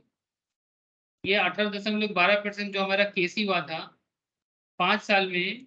अब इस रेट में कैलकुलेशन करके बताओ 136.8 का वैल्यू क्या होगा। प्लस करो 160 करोड़ का जो आपका टर्मिनल फ्लो है, इसका PBIF निकालो 18.12 रेट में 5 साल का क्या वैल्यू होगा। जिसको कुछ भी समझ में नहीं आ रहा है आप वो समझ लो कि आपने टाइम वैल्यू ऑफ मनी किया नहीं, इसीलिए दिक्कत होगी। मैं आपको समझाता हूँ कि मैं क्या करने जा रहा हूँ। ये जो मैंने आपको सर ये इक्वेशन लिख 18.12%। बोल सर बोलते हैं 18.12% যেটা লিখেছেন তারপরে কি স্যার ইনটু দিয়ে 5 করবো তো ইনটু 5 হবে? ना ना ना, ये कॉमा है, कॉमा, कॉमा ও 5 है, কমা দি। दिस इज अ कॉमा 5, ठीक है। ये TBM का टेक्निक है सर, पूरा खेल कैलकुलेटर में खेला जाएगा, पूरा खेल कैलकुलेटर में खेला जाएगा। आपके हाथ में कॉमर्शियल कैलकुलेटर है तो हाथ में उठाओ और टाइम वैल्यू ऑफ मनी को याद करो और सॉल्व करो। इसमें दो कॉन्सेप्ट है, एक डिस्काउंटिंग टेक्निक है, पहले प्रेजेंट वैल्यू एन्युटी फैक्टर करना पड़ेगा, present value annuity factor, present value annuity factor किस चीज का करना है? Present value annuity factor 136.8 crore का करना है।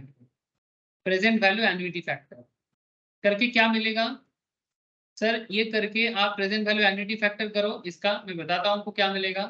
और 160 जो है उसका प्रेजेंट वैल्यू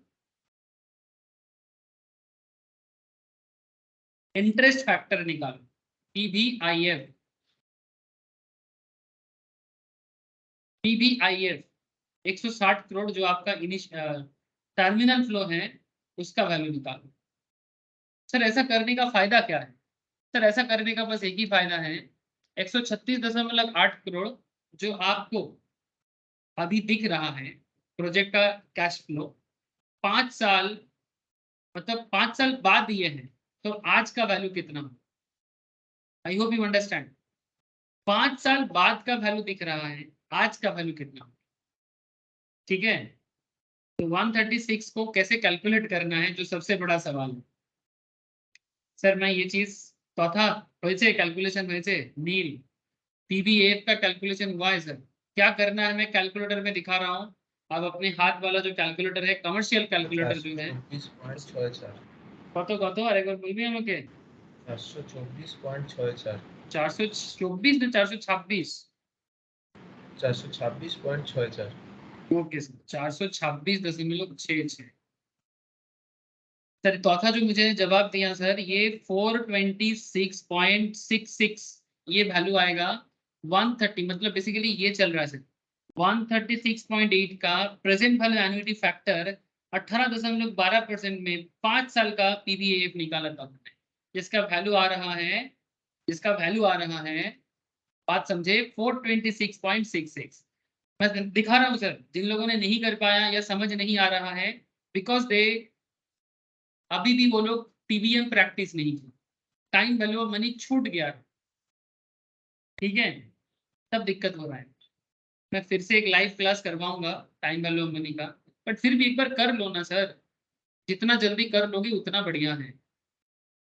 अच्छा एटा भाई तू बोले दे 160 करोड़ का PVI है कत হচ্ছে এটা?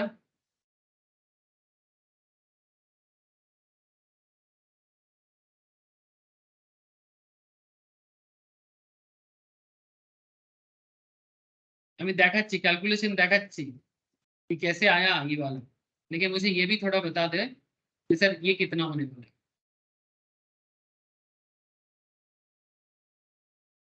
सर आंसर आएगा 69.57। आप प्लीज टेल मी कि 69.57 आएगी नहीं, ठीक है 69 69.56 वही एक सेम है 57, ठीक है। अब मैं आपको चेक कराता हूँ, अपना कैलकुलेटर हाथ में लो सर, संपद समन्विता शालिनी नील सबको बोल रहा हूँ, ध्यान से देखो सर क्या करना पड़ता है पता। प्रेजेंट वैल्यू एन्युटी फैक्टर की করতে হবে বলো 18.12 ডিভাইড করে +1 ডিভাইড আর তারপর স্যার ইকুয়াল m প্লাস দিয়ে 5 বার MRC এটাই চলে আসবে। 18.12 को डिवाइड करना है डिवाइडेड बाय क्या करना है 100, फिर मुझे जो मिला दैट इज 0.1812 इसके साथ करना है +1। इसका मतलब ये हुआ कि 1 टका इन्वेस्ट करने से 1 टका 18 मतलब 1.1812 आपको रिटर्न में मिलता है। अब इसको आप डिवाइड करो, डिवाइड करके क्या करेंगे पता equal m plus sir equal m plus एक बार, ठीक है, इक्वल m प्लस 2 बार 3 बार 4 बार 5 बार, এটা এসছে দাদা 0.3116 এরকম কিছু আমার আছে 3.1187 मतलब এটাকে আমাকে MRC করতে হবে, मेमोरी रिकॉल करना पड़ेगा। 3.25 आ रहा है बट ये थोड़ा गलत है, मेरा कंप्यूटर का कैलकुलेटर थोड़ा गलत है सर, आप लोग नॉर्मल कैलकुलेटर में करो आपका सही आएगा। मेरा कंप्यूटर वाला कैलकुलेटर प्रॉब्लम करता है सर, इसलिए बार बार बोल रहा हूँ 136.8 करोड़ जो है ना सर, इसके साथ जो मैंने फैक्टर किया, जो पीवीएएफ किया, point to be noted sir, 18.12 का 5 साल का एन्युटी फैक्टर। अब जिनको कॉन्सेप्ट समझ में नहीं आ रहा है, इसके में मैं ज्यादा कुछ नहीं कर सकता, क्योंकि ये time value of money. Please I request you again and again कि प्लीज एक बार आप लोग टाइम वैल्यू ऑफ मनी का टॉपिक बैकअप लेके कवर कर लो जल्दी से। जो भी डाउट है पूछ लो मुझे, लेकिन कर लो सर। 5-7 लेक्चर्स है टीबीएम पे, सिर्फ टीबीएम पे, मस्ट गो थ्रू सर, कि क्या है एन्युटी, कैसे कैलकुलेट होता है, क्यों कैलकुलेट होता है, सब समझाया गया है।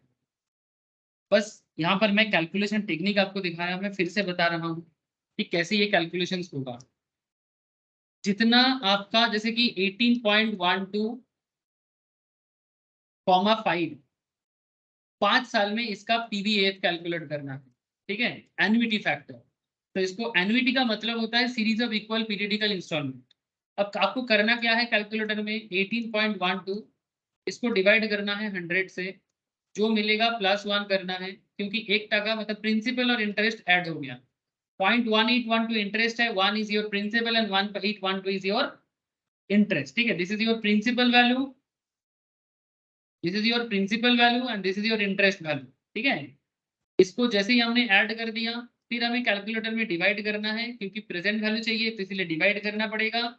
डिवाइड करके हम लोगों को क्या करना है सर, इक्वल m प्लस एक बार, फिर इक्वल m प्लस 2 बार, इक्वल m प्लस 3 बार, इक्वल m प्लस 4 बार, इक्वल m प्लस 5 बार। सर 5 क्यों किया आपने? सर क्योंकि 5 साल का वैल्यू निकालने बोला था। अगर 6 साल बोलता 6 करते, 10 साल बोलता 10 करते, जो भी आएगा मेमोरी रिकल करना है, ठीक है। मेरे यहाँ पर वैल्यू थोड़ा गड़बड़ दिखा रहा है, क्योंकि मेरा कंप्यूटर कैलकुलेटर थोड़ा दिक्कत करता है, ठीक है। लेकिन आप लोग अगर कमर्शियल कैलकुलेटर में करोगे, मैं जेन्युइनली बोल रहा हूँ कि आपका आंसर एकदम सही आएगा, जैसे चौथा का भी आया है। संपद ऐसे कैलकुलेट किया आप लोग मेरे साथ साथ, सर ऐसे कैसे? ऐसे कैसे ना आ जाएगा सर। बाकी लोगों का अगर नहीं आया तो बोलो, मैं फिर से हेल्प करूंगा, मैं फिर से हेल्प करूंगा। तो बेसिकली ये जो फैक्टर आया है, ये फैक्टर कितना आया है सर, मैं इसको अलग से लिखता हूँ। 136.8 जो भी हमारा प्रेजेंट वैल्यू था, जो भी हमारा कैश फ्लो था, इसको इंटू करना है 3.1186 के साथ। दिस इज माई पीवीएएफ वैल्यू, जो हम लोग कैलकुलेट करके पाएंगे, ठीक है। पीवीएएफ वैल्यू कैलकुलेट करके पाएंगे, और हमें करना है 160 का जो वैल्यू था, जो हमारा टर्मिनल फ्लो है सर, इसको कैलकुलेट करना बहुत आसान है। अगेन 18.12 डिवाइड करो। इस बार आपको इक्वल m प्लस नहीं करना है और मेमोरी रिकॉल भी नहीं करना है, जस्ट डिवाइड करके, आई एम सॉरी, क्या करना है, 18.12 डिवाइडेड बाई 100 +1 डिवाइड 1 2 3 4 5, ओके। 1 2 3 4 5 कितना आया, 0.4348 है ना sir, 0.4348। This is your discount factor sir, this is your discount factor. तो इसको हम लोग ऐसे ही बोलेंगे 0.4348। ये करने से आएगा 69.57 और ये करने से आएगा 426.66। ये आपका हो गया प्रेजेंट वैल्यू। इसको टोटल करो, इसको टोटल करना सर, कितना आएगा, 496.21 496.21 करोड़, ठीक है, 496.21 करोड़। यहाँ से माइनस करना है सर, क्या माइनस करोगे, 340 करोड़ का initial flow. Initial flow 340 crore का माइनस करो, जो बिजनेस के स्टार्टिंग में तुमने लगाया। तो 340 करोड़ को माइनस कर दोगे तो क्या बचेगा, 156.19 करोड़, ठीक है। तो दैट इज प्रेजेंट वैल्यू इतना है, इनिशियल इन्वेस्टमेंट इतना है, नेट प्रेजेंट वैल्यू इतना है, एनपीवी निकल गया आपका। अब ना क्वेश्चन इज दैट, क्या प्रोजेक्ट में इन्वेस्ट करना चाहिए? यस बोलो सर। हाँ sir. Yes, since NPV is positive, अगर ये 156 करोड़ की जगह 1 करोड़ भी होता, 10 टाका भी होता, 1 टाका भी होता, तो भी बोलते इन्वेस्ट करने से कोई दिक्कत नहीं है क्योंकि लॉस नहीं है। Since NPV is positive, project is accepted.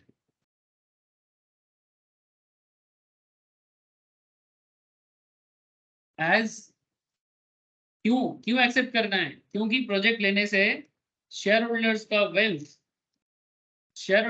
Wealth will increase by 156.19 crore. Net present value यही दर्शाता है सर। बिजनेस में एनपीवी पॉजिटिव आने का मतलब होता है कि एनपीवी बढ़ने से प्रोजेक्ट में पॉजिटिव फ्लो है, और पॉजिटिव फ्लो का मतलब शेयर होल्डर का वेल्थ उतना अमाउंट में बढ़ेगा। इसका मतलब है अर्निंग पर शेयर डिस्ट्रीब्यूट होएगा। ये जो अर्निंग पर शेयर देख रहे हो ना, जितना अर्निंग पर शेयर बढ़ता है बिजनेस के लिए उतना बढ़िया होता है। जितना अर्निंग पर शेयर होता है, जैसे ये देखो अदानी का अर्निंग पर शेयर देखो, अदानी का है कि किसका है? एचडीएफसी का। एचडीएफसी का अर्निंग पर शेयर देखो 68.82, रिसेंटली और बढ़ा है सर 79.06।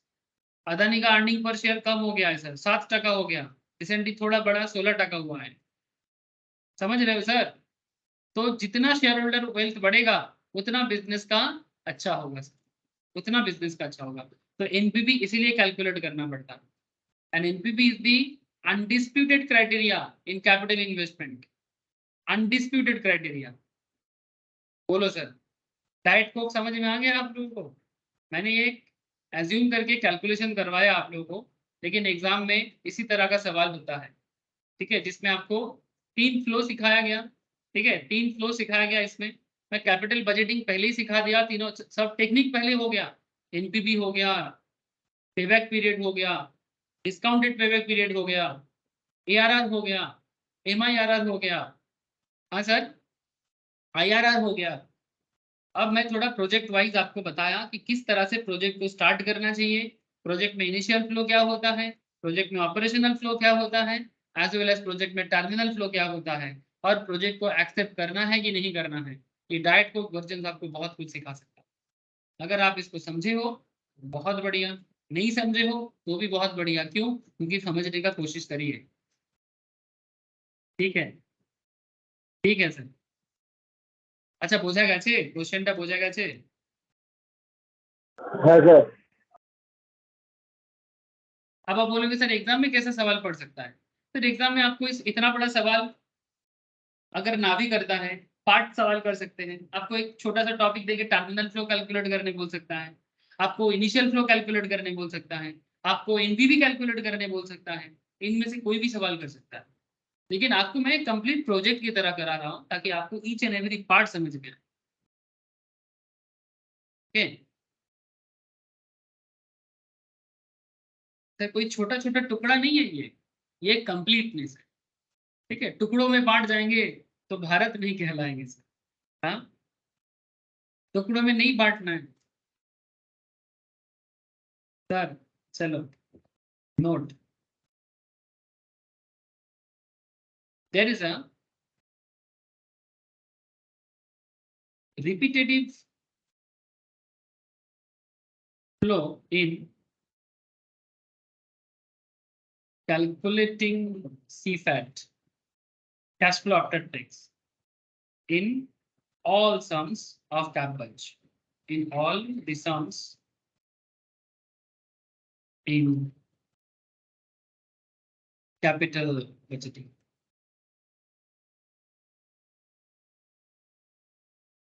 ठीक है, क्या होता है सर? पहले रेवेन्यू आता है। ठीक है, जैसे आपको यहाँ पर दिखाई दे रहे थे, ये फाइनेंस ही है सर। ये जो मैं आपको दिखा रहा हूँ ये फाइनेंस है। जैसे अदानी का ही देख लो आप, सबसे पहले क्या दिखता है? रेवेन्यू। रेवेन्यू से ये क्या है सर? ये सब वेरिएबल कॉस्ट है, raw material, power fuel, employ का खर्चा, सेलिंग एडमिनिस्ट्रेशन का खर्चा, ऑपरेटिंग एंड अदर एक्सपेंसेस। क्या है ये सब? Variable cost. 70,000 करोड़ का रेवेन्यू कमाया है, लेकिन वेरिएबल कॉस्ट में भी काफी खर्चा हुआ है। तो ईबीआई टीडीए बना है 4,725 करोड़ का। रॉ मटेरियल में 57,000 का खर्चा है सर। 57,000 करोड़ का कौन है ये? अदानी एंटरप्राइज। बड़ा बिजनेस है लेकिन अभी इनिशियल स्टेज में है, खर्चा भी बड़ा कर रहा है, इसीलिए बहुत ज्यादा वेरिएबल कॉस्ट आपको देखने को मिल रहा है। सब एकदम फंडामेंटल एनालिसिस है। स्टॉक मार्केट का पढ़ाई जो लोग करते हैं, रिसर्च एनालिस्ट का पढ़ाई करते हैं, इन्वेस्टमेंट एडवाइजर का पढ़ाई करते हैं, सबसे बड़ी चीज final, CA final, CMA final, CS final, हर चीज में आपको ये समझना पड़ेगा। As well as CA inter, CMA inter, CS executive, हर जगह में आपको ये चीज समझना पड़ेगा। मैं थोड़ा आपको प्रैक्टिकल एक्सपोजर भी दे रहा हूँ, ऐसा नहीं कि सिर्फ किताबी बात करो। आपको जो पढ़ रहे हो उसको समझना जरूरी है सर, कि क्या है, क्यों है, किस लिए है। ओके सर, रेवेन्यू आता है, वहां से वेरिएबल कॉस्ट माइनस होता है, तो रेवेन्यू से वेरिएबल कॉस्ट माइनस होता है तो क्या बचता है सर? बोलो ना।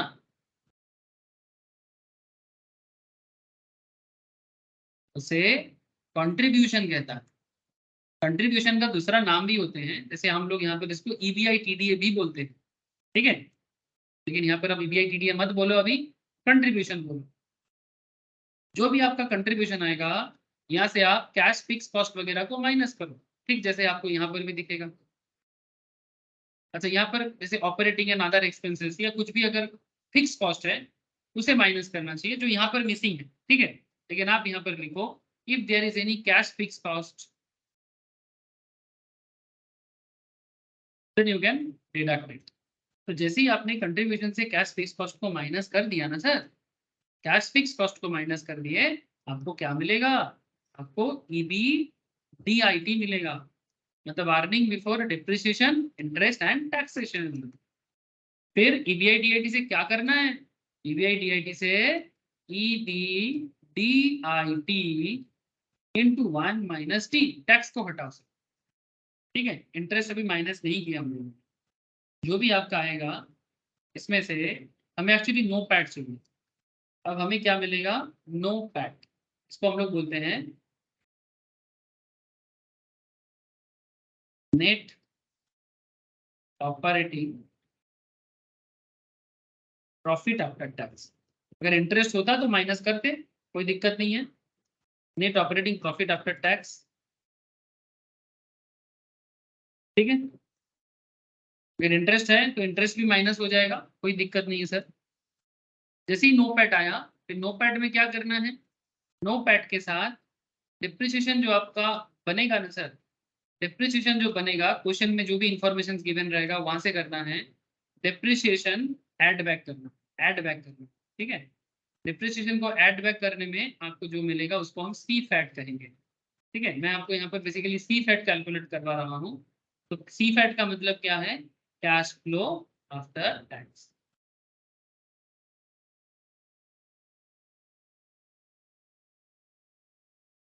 और बात, और भी कुछ चीजें लिख लो, नोट देके। Income tax authorities, income tax authorities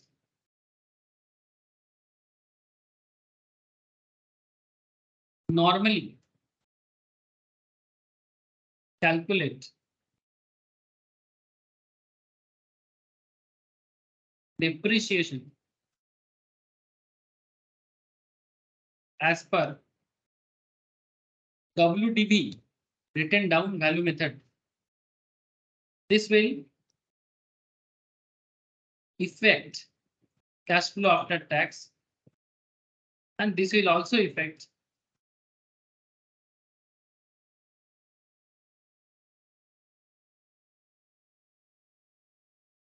terminal flow.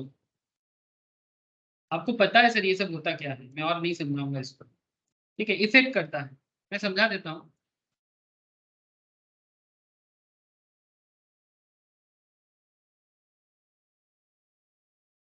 मतलब जो सम्स मैंने अभी आपको करवाया, ठीक है, जो सम्स मैंने अभी आपको करवाया, मैं आपको उसी सम से समझा देता हूँ कि अगर स्ट्रेट लाइन मेथड की जगह रिटन डाउन वैल्यू होता है तो प्रोजेक्ट में क्या इफेक्ट पड़ता है, तो प्रोजेक्ट में क्या इफेक्ट पड़ता है। बात समझ में आ रहा है सर? चलो, मैं एक सेम क्वेश्चन में, ये जो क्वेश्चन हम लोगों ने किया था, इस क्वेश्चन में डिप्रिसिएशन कैसा था? स्ट्रेट लाइन में था कि डब्ल्यूडीवी में था?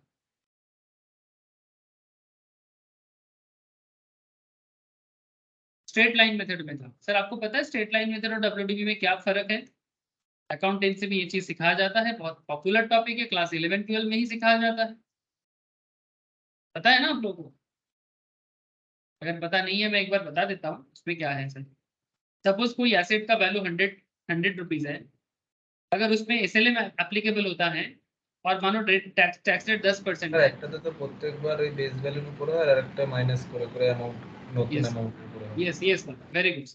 ठीक है, अगर कोई एसेट का वैल्यू 100 रुपीज है और अगर डेप्रिसिएशन 10% करके है, तो अगर फर्स्ट ईयर 10% चार्ज करोगे तो सेकेंड ईयर भी 10% चार्ज करोगे, थर्ड ईयर भी 10% चार्ज करोगे। इस तरह से आपका एसेट का वैल्यू गिरेगा। लेकिन डब्ल्यूडीबी में क्या होता है, ये एसएलएम है, डब्ल्यूडीबी में क्या होगा, डब्ल्यूडीबी में खेल थोड़ा बदल जाएगा। एसेट का वैल्यू 100 ही रहेगा स्टार्टिंग में, 10% रेट है तो 10% पहले लगाओ, फिर 90 के ऊपर 10% लगाओ, तो 90 का 10% 9 होता है, तो 90 से 9 आएगा तो 81 होएगा, फिर 81 का 10% क्या है, 8.1 है। इस तरह से बदलता जाए। तो डब्ल्यूडीबी मेथड में एसेट का valuation and straight line method में एसेट का वैल्यूएशन में फर्क दिखता है। और ऑब्वियस बात है टर्मिनल फ्लो में भी फर्क दिखेगा।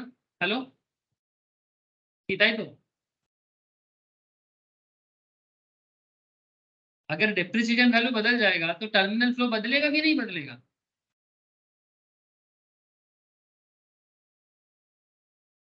है ना सर, बदलेगा, बिल्कुल तो बदलेगा। बदलावे यस बदलेगा। तो ये चीज ख्याल करना होता है कि टर्मिनल मतलब कौन सा मेथड फॉलो करता है, ये भी मायने रखता है। चलो मैं जब बात उठा तो मैं एक बार दिखा देता हूँ आपको एक एग्जाम्पल के थ्रू।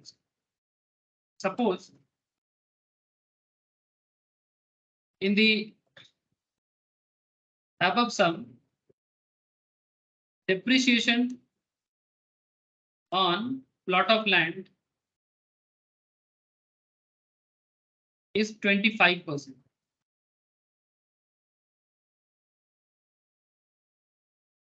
WDB मेथड यूज करना है, ठीक है। बाकी क्वेश्चन सेम है, रेस्ट क्वेश्चन सेम है। बताओ क्या करें, कहां पर बदलाव करें और कैसे करें? कैलकुलेशन ऑफ की फैक्ट कैसे करो? हाँ बहुत इजी है सर, पर्टिकुलर्स दे दो और 5 साल कैलकुलेट करो, 1 2 3 4 5। ठीक है, मुझे प्लीज बताओ आपका ईबीडीआईटी कितना था?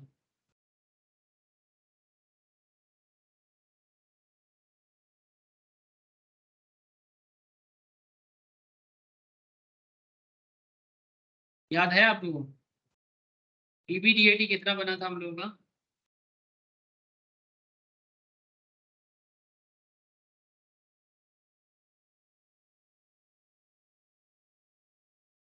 ये देखो सर 180 करोड़। हम लोगों ने डिप्रिसिएशन को वहां से माइनस किया था, इसका वैल्यू आया था 36 करोड़ का।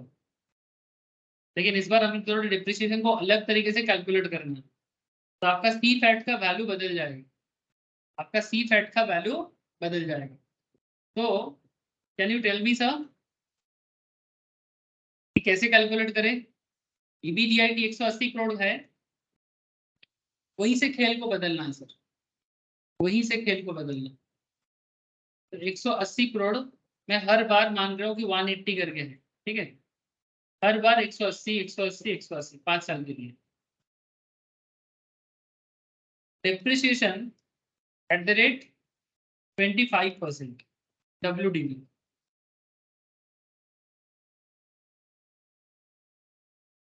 अब बताओ मुझे कि अगर 25% डेप्रिसिएशन है, अगर 25% डेप्रिसिएशन है तो डेप्रिसिएशन वैल्यू क्या हो?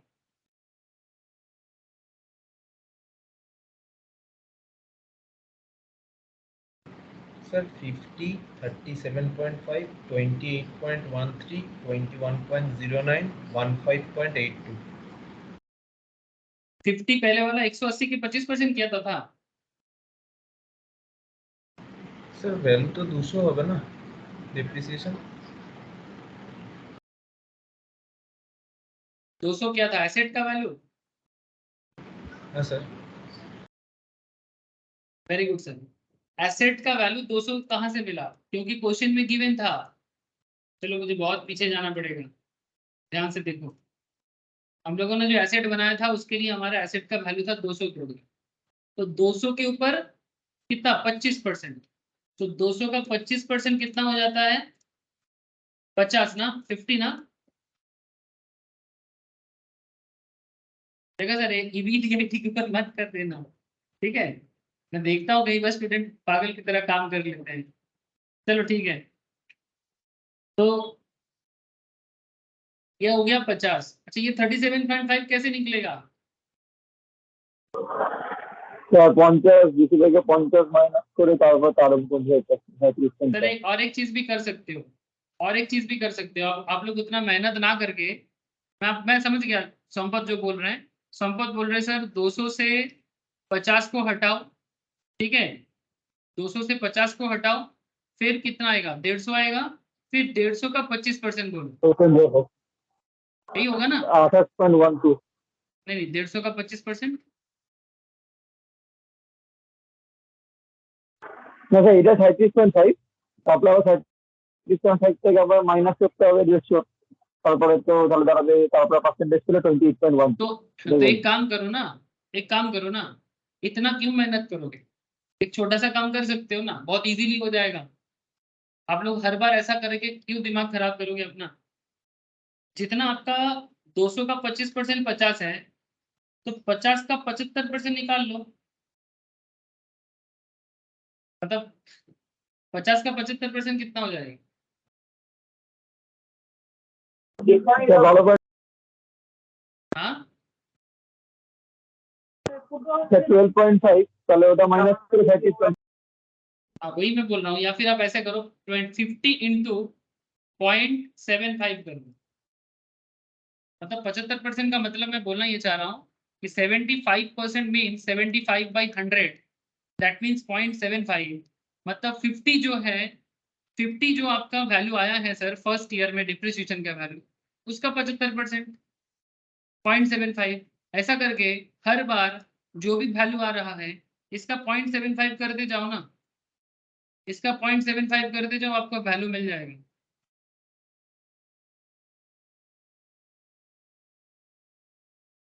फिर इसका भी 0.75 करो, वैल्यू मिल जाएगा। चौथा এইভাবে করেছিস?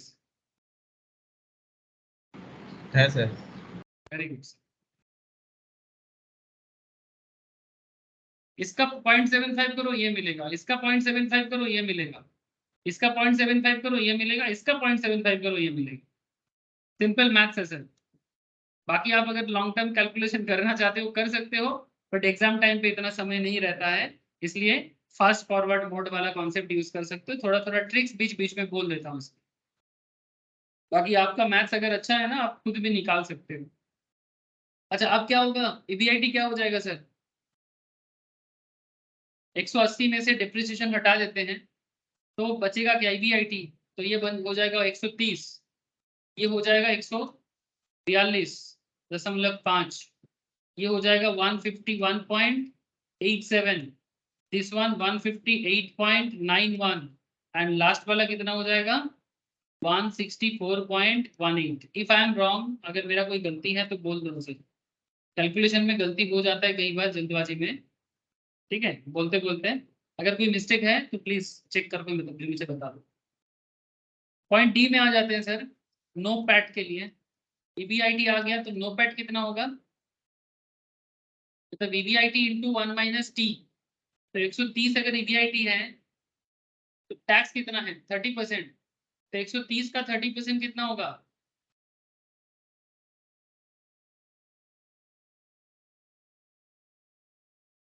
तो मैं कहना ये चाहता हूँ 130 का 30% अगर टैक्स है, 130 का 0.7 कर दो। बात को समझो, शॉर्टकट देखो, 130 का 30% तो तुम टैक्स दोगे, है ना? तो टैक्स कितना देना नहीं है, 130 का टैक्स कितना देना नहीं है, 70% टैक्स देना नहीं है। तो 130 का 70% मतलब क्या, 130 इंटू 0.7, तो आपका आएगा 91। इस तरह से बाकी हर एक वैल्यू निकाल सकते हो आप। कोई डाउट है तो पूछो सर। इसी द सेम पॉइंट कॉन्सेप्ट है, 142.5 का 0.7, ये कितना हो जाएगा तो था 99.75।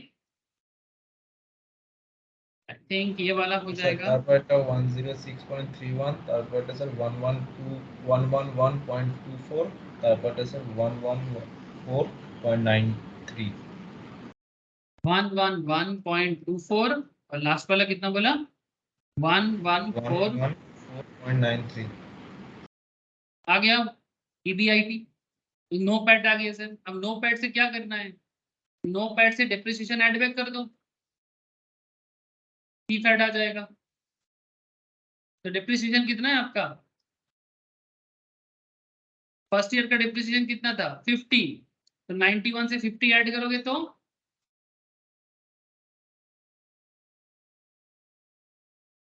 डिप्रिसिएशन को ऐड बैक करो सर, जो नॉन कैश आइटम है उसको ऐड बैक करो, तो आपको कैश फ्लो आफ्टर टैक्स मिल जाएगा, सी फैट कैलकुलेशन हो जाएगा। तो ऐड बैक करो डिप्रिसिएशन 91 और 50 141। इसी तरह से सेकेंड ईयर का डिप्रिसिएशन सेकेंड पॉइंट में, बी पॉइंट में जो है सर 137.25।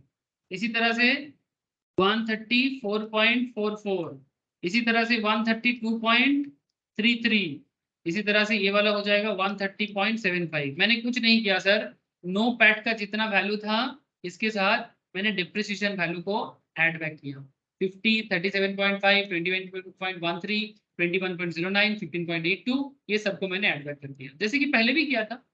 इससे पहले भी क्वेश्चंस को सी फैट कैलकुलेशन करने के लिए यही सिखाया ना आप लोग, यही कॉन्सेप्ट बोला जाता है सी फैट कैलकुलेशन के लिए। तो ये सी फैट कैलकुलेशन का टेक्निक है, ठीक है। नो पैट से डिप्रिसिएशन को ऐड बैक करो तो सी फैट मिलेगा, ठीक है। अब क्या है सर, अब तो खेल बहुत सिंपल है। अब आपको पूछा गया है कैलकुलेशन, दो चीज कैलकुलेट करना है। एक आपको मतलब टर्मिनल फ्लो निकालना है, आपको बेसिकली टर्मिनल फ्लो निकालना है। कैसे करोगे टर्मिनल फ्लो,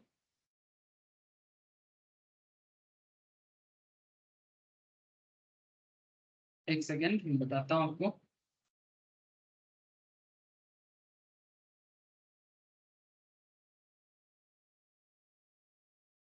पेज का जरूरत है सर।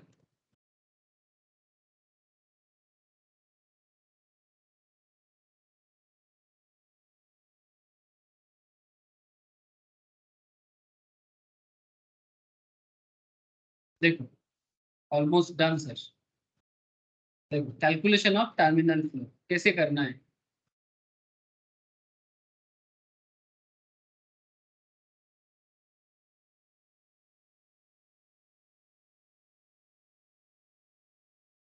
इससे पहले टर्मिनल फ्लो कितना आया था रे,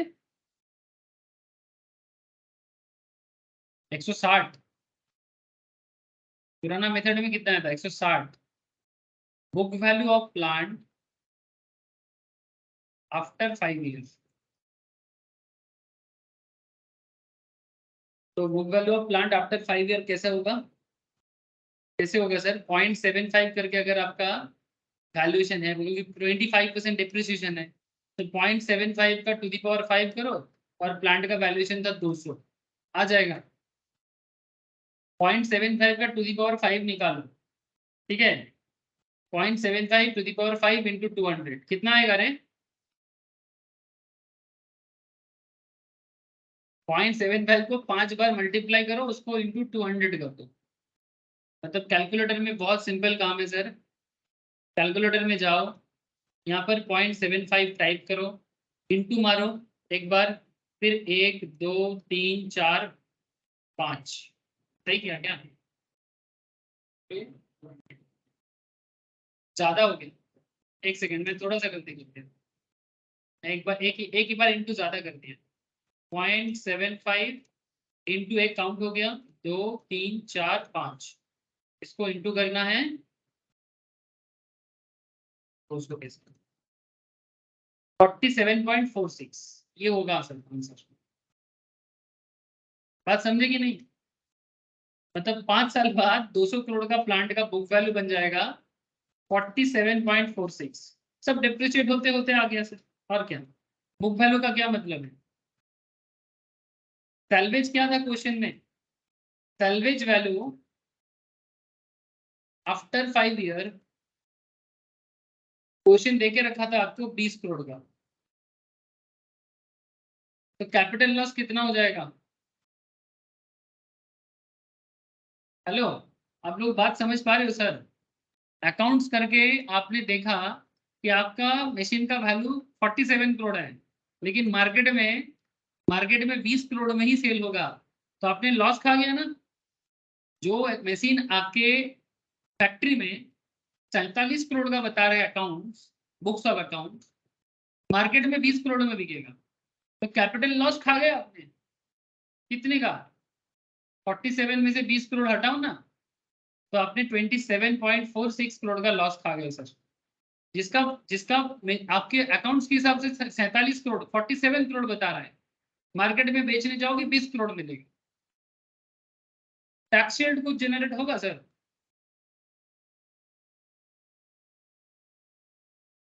सर लॉस आपके पीएल को हिट करेगा ना, लॉस आपके पीएल को हिट करेगा।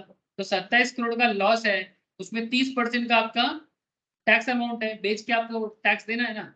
तो टैक्स शील्ड अगर 30% जनरेट होता है, तो tax shield at the rate 30%, तो आपका मोटा मोटी 8.24 करोड़ का टैक्स शील्ड आ जाएगा। तो आपका पोस्ट टैक्स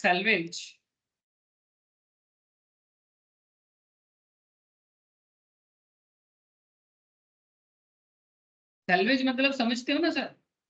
मशीन का पड़ा हुआ value, post tax salvage value from plant क्या बनेगा? सर प्लांट का ऐसे ही सैल्वेज 20 करोड़ दिया हुआ था, और इधर टैक्स वगैरह देने के बाद, ठीक है, टैक्स देने के बाद मैं बताता हूँ इसका 27.46 इंटू 30%, 8.23। मतलब आपको समझ में आया ये 8.24 क्या हो रहा है आपका? अरे सर लॉस, बिजनेस में लॉस होता है तो क्या होता है? बिजनेस का लॉस आपका टैक्स को, प्रॉफिट को कम कर देता है, और प्रॉफिट कम है मतलब क्या? टैक्स थोड़ा बचेगा, तो यहाँ पर आपका 8.2 करोड़ का टैक्स बचा रहा है। तो आपका पोस्ट टैक्स सैल्वेज वैल्यू क्या हो जाएगा? प्लांट का 20 करोड़ इधर और 8 करोड़ का टैक्स बचा है ना आपने, तो ओवरऑल एक्चुअल में आपका एसेट का वैल्यू हुआ सर, क्योंकि 8 करोड़ का टैक्स बचा दिया आपने, तो 28.24। इसके साथ ऐड कर दो वैल्यू ऑफ लैंड को, जो लास्ट में पड़ा हुआ है 100 करोड़ का, और इसमें आप ऐड कर दो recovery of net working capital 40 crore का, तो कुल मिला के आपका होता है 168.24 करोड़। ये हो गया आपका terminal flow. This is your new terminal flow. कितना चेंज हो गया देखो, एसएलएम से डब्ल्यूडीबी में शिफ्ट हुए, टर्मिनल फ्लो ही बदल गया। ये सब एड बैक करना पड़ा सर। अगर आप फाइनेंस को ए टू जेड समझ रहे हो ना, तो ये सब समझना आसान हो जाएगा। लेकिन अगर आप कनेक्ट नहीं कर पाओगे, कनेक्ट तभी नहीं हो पाएगा जब आप क्लास मिस करते हो या फिर रिविजन नहीं करते। तो इसलिए मैं बार बार बोलता हूँ कि रिवाइज क्या कीजिए, और हर क्लास को कनेक्ट कीजिए, हर टॉपिक समझ में आएगा। इजी से लेके टफ तक मैं हर चीज कराता हूँ, टफ चीज भी करा देता हूँ, इजी चीज भी करा देता हूँ। क्योंकि देखो सर, प्रोफेशनल लेवल में कोई भरोसा नहीं है। क्वेश्चन टफ आएगा तो बोलोगे टफ आया था, क्वेश्चन इजी आएगा तो बोलोगे समझ में नहीं आया, इतना इजी आ गया। इसलिए टफ से इजी सब कर लो सर, कोई रिस्क मत लो। ठीक है, स्टार्टिंग में आपको इजी इजी लग रहा था, अब धीरे धीरे आपको थोड़ा क्रिटिकल लग रहा है, क्योंकि हम लोग थोड़ा कॉन्सेप्चुअल लेवल में आगे बढ़ चुके हैं। ठीक है, अब बस एक छोटा सा चीज बच गया है कैपिटल बजटिंग में, दैट इज कैपिटल राशनिंग। ठीक है, कैपिटल राशनिंग वो मैं नेक्स्ट क्लास में करा के टॉपिक को खत्म करूंगा। इन द मेन टाइम आप लोगों को कुछ होमवर्क दूंगा सर घर पे, इजी टफ मिला के, प्लीज ट्राई करना और मेरे को शेयर करना। चौथा शालिनी, संपत, समन्विता, नील। समझ में आया सर? हाँ सर। Yes sir. ठीक है सर, चलो आज इतना ही है। बस जिन लोगों का क्लास मिस है तो प्लीज रिवाइज करो, बैकअप लो और टाइम वैल्यू ऑफ मनी जो बेसिक्स ऑफ फाइनेंस है सर, जिन्होंने भी नहीं कर पाया कृपा करके कर लो सर, क्योंकि टाइम वैल्यू ऑफ मनी अगर आपका नहीं रहेगा ना ठीक ठाक से, आपको फाइनेंस का कैलकुलेशंस करने में दिक्कत हो जाएगी।